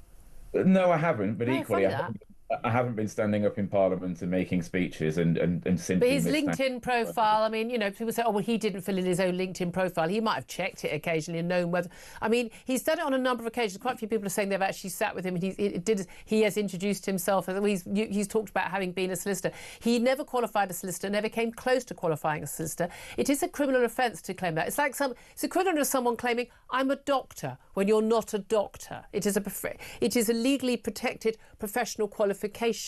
I have to say, having been in many meetings with Johnny Reynolds in the last 10 years, I've never heard him claim to be a solicitor. As I say, I do think this is a non-story. It's something he said in Parliament 10 years ago. You think it doesn't matter? It doesn't matter if people lie. I mean, we've had a whole collection of, Rachel Reeves's CV, Angela Rayner's CV, questions about the former Transport Secretary had to go. I mean, there does seem to be a bit of a problem in the Labour front bench that people have been basically making up their experience. But when you claimed you've been a solicitor as part of your experience, that's something people go, oh, that's a difficult professional qualification. People will take you as more of a serious person. When you haven't actually done that, do people not have a right to say that actually you're a liar, we can't trust anything you say? I don't think for a minute that he's a liar. I think he made a simple mistake. People are allowed to make a simple mistake. It's not a mistake. He's apologised for that mistake. And I think importantly, the regulatory body of solicitors has said we're not going to investigate. This is effectively a non-issue. Yeah, I don't think it's a non-issue for voters. I like Jonathan Reynolds, get on very well with him. I'm just not sure that people should be in government who've lied about their professional qualifications. If you have these things on your CV, it was mentioned in an election leaflet, I believe, at one point as well. You get elected on that basis. You have lied. If any other job, and they found out you didn't have the qualification, you said you had a professional qualification like that, you'd be out on your ear. You'd be sacked on the spot for gross misconduct. I mean, I think we have a difference of opinion. You think that Johnny lied. I do not. I think. Well, I know he lied. I don't think he lied. I know he lied. It's in black and white. Well, he had to correct Hansard because he lied. You think it was an inadvertent slip of the tongue, an inadvertent slip of the typewriter on LinkedIn? Quote this morning, and he simply said that he did say that he'd been a solicitor. He's now corrected the record, which is so he lied when it comes to Hansard. So he lied. No, he lied at all. He was simply giving a shortened version of the truth. He did, instead of saying I was a trainee working as a trainee solicitor, he said I was working as a solicitor. But they're not the same things. Most people would understand that it's effectively just communicating the same point. No, they wouldn't. They'd understand that he lied. But, because you're not going to agree with me on this one, but, I mean, I don't know. I mean, I'm a NASA astronaut. Oh, sorry, I just got confused. But, I once went on a plane, so I got confused. I thought I was a trained NASA astronaut. I mean, easy mistake to make. I'll correct it tomorrow. Mike Bartley, good to talk to you, former Labour Party advisor. Philip Ingram, you're former senior military intelligence officer. You've worked in a business where, people adhering to facts and understanding the importance of facts matters because it costs lives when people get things wrong. What do you feel about a government minister? As nice enough a bloke as he is, if you lie about something like that, or make a mistake about something like that in inverted commas, should you still be in office? I'm a brain surgeon is very different to I'm an aspiring brain surgeon. That's the one word that was out there. He's, he has deliberately misled people on numerous occasions and therefore should not be in office. He's the business secretary. If he was employed in business in the City of London, anywhere, he'd have been sacked. It's just that I don't know why the rules should be lower for public servants, people representing us in I don't understand why advisors defend him as well. No, it's just extraordinary. Or former advisor. I'm sure his advisors would as well. Anyway, Keir Starmer apparently has accepted his apology and it's all fine. But it's just, I genuinely sort out your CVs, guys. It's not that difficult. Do the stuff and announce the stuff you've actually got qualifications for. 12:50 is the time. I'm going to take a break. Up next, going to talk about woke Snow White. Is it the end of woke in Disney? We'll talk about that up next. This is Talk.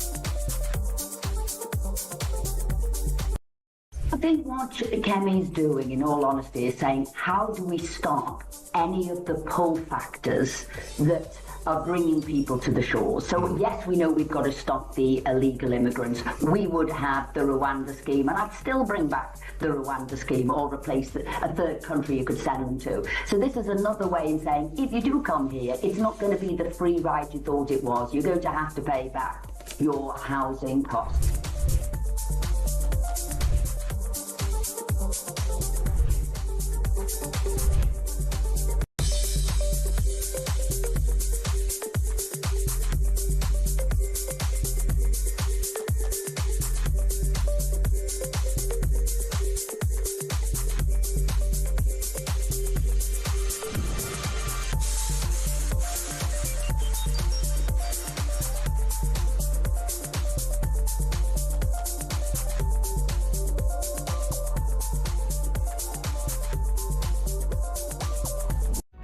Across the UK, on DAB+, on your smart speaker, on your smart TV, and on your side.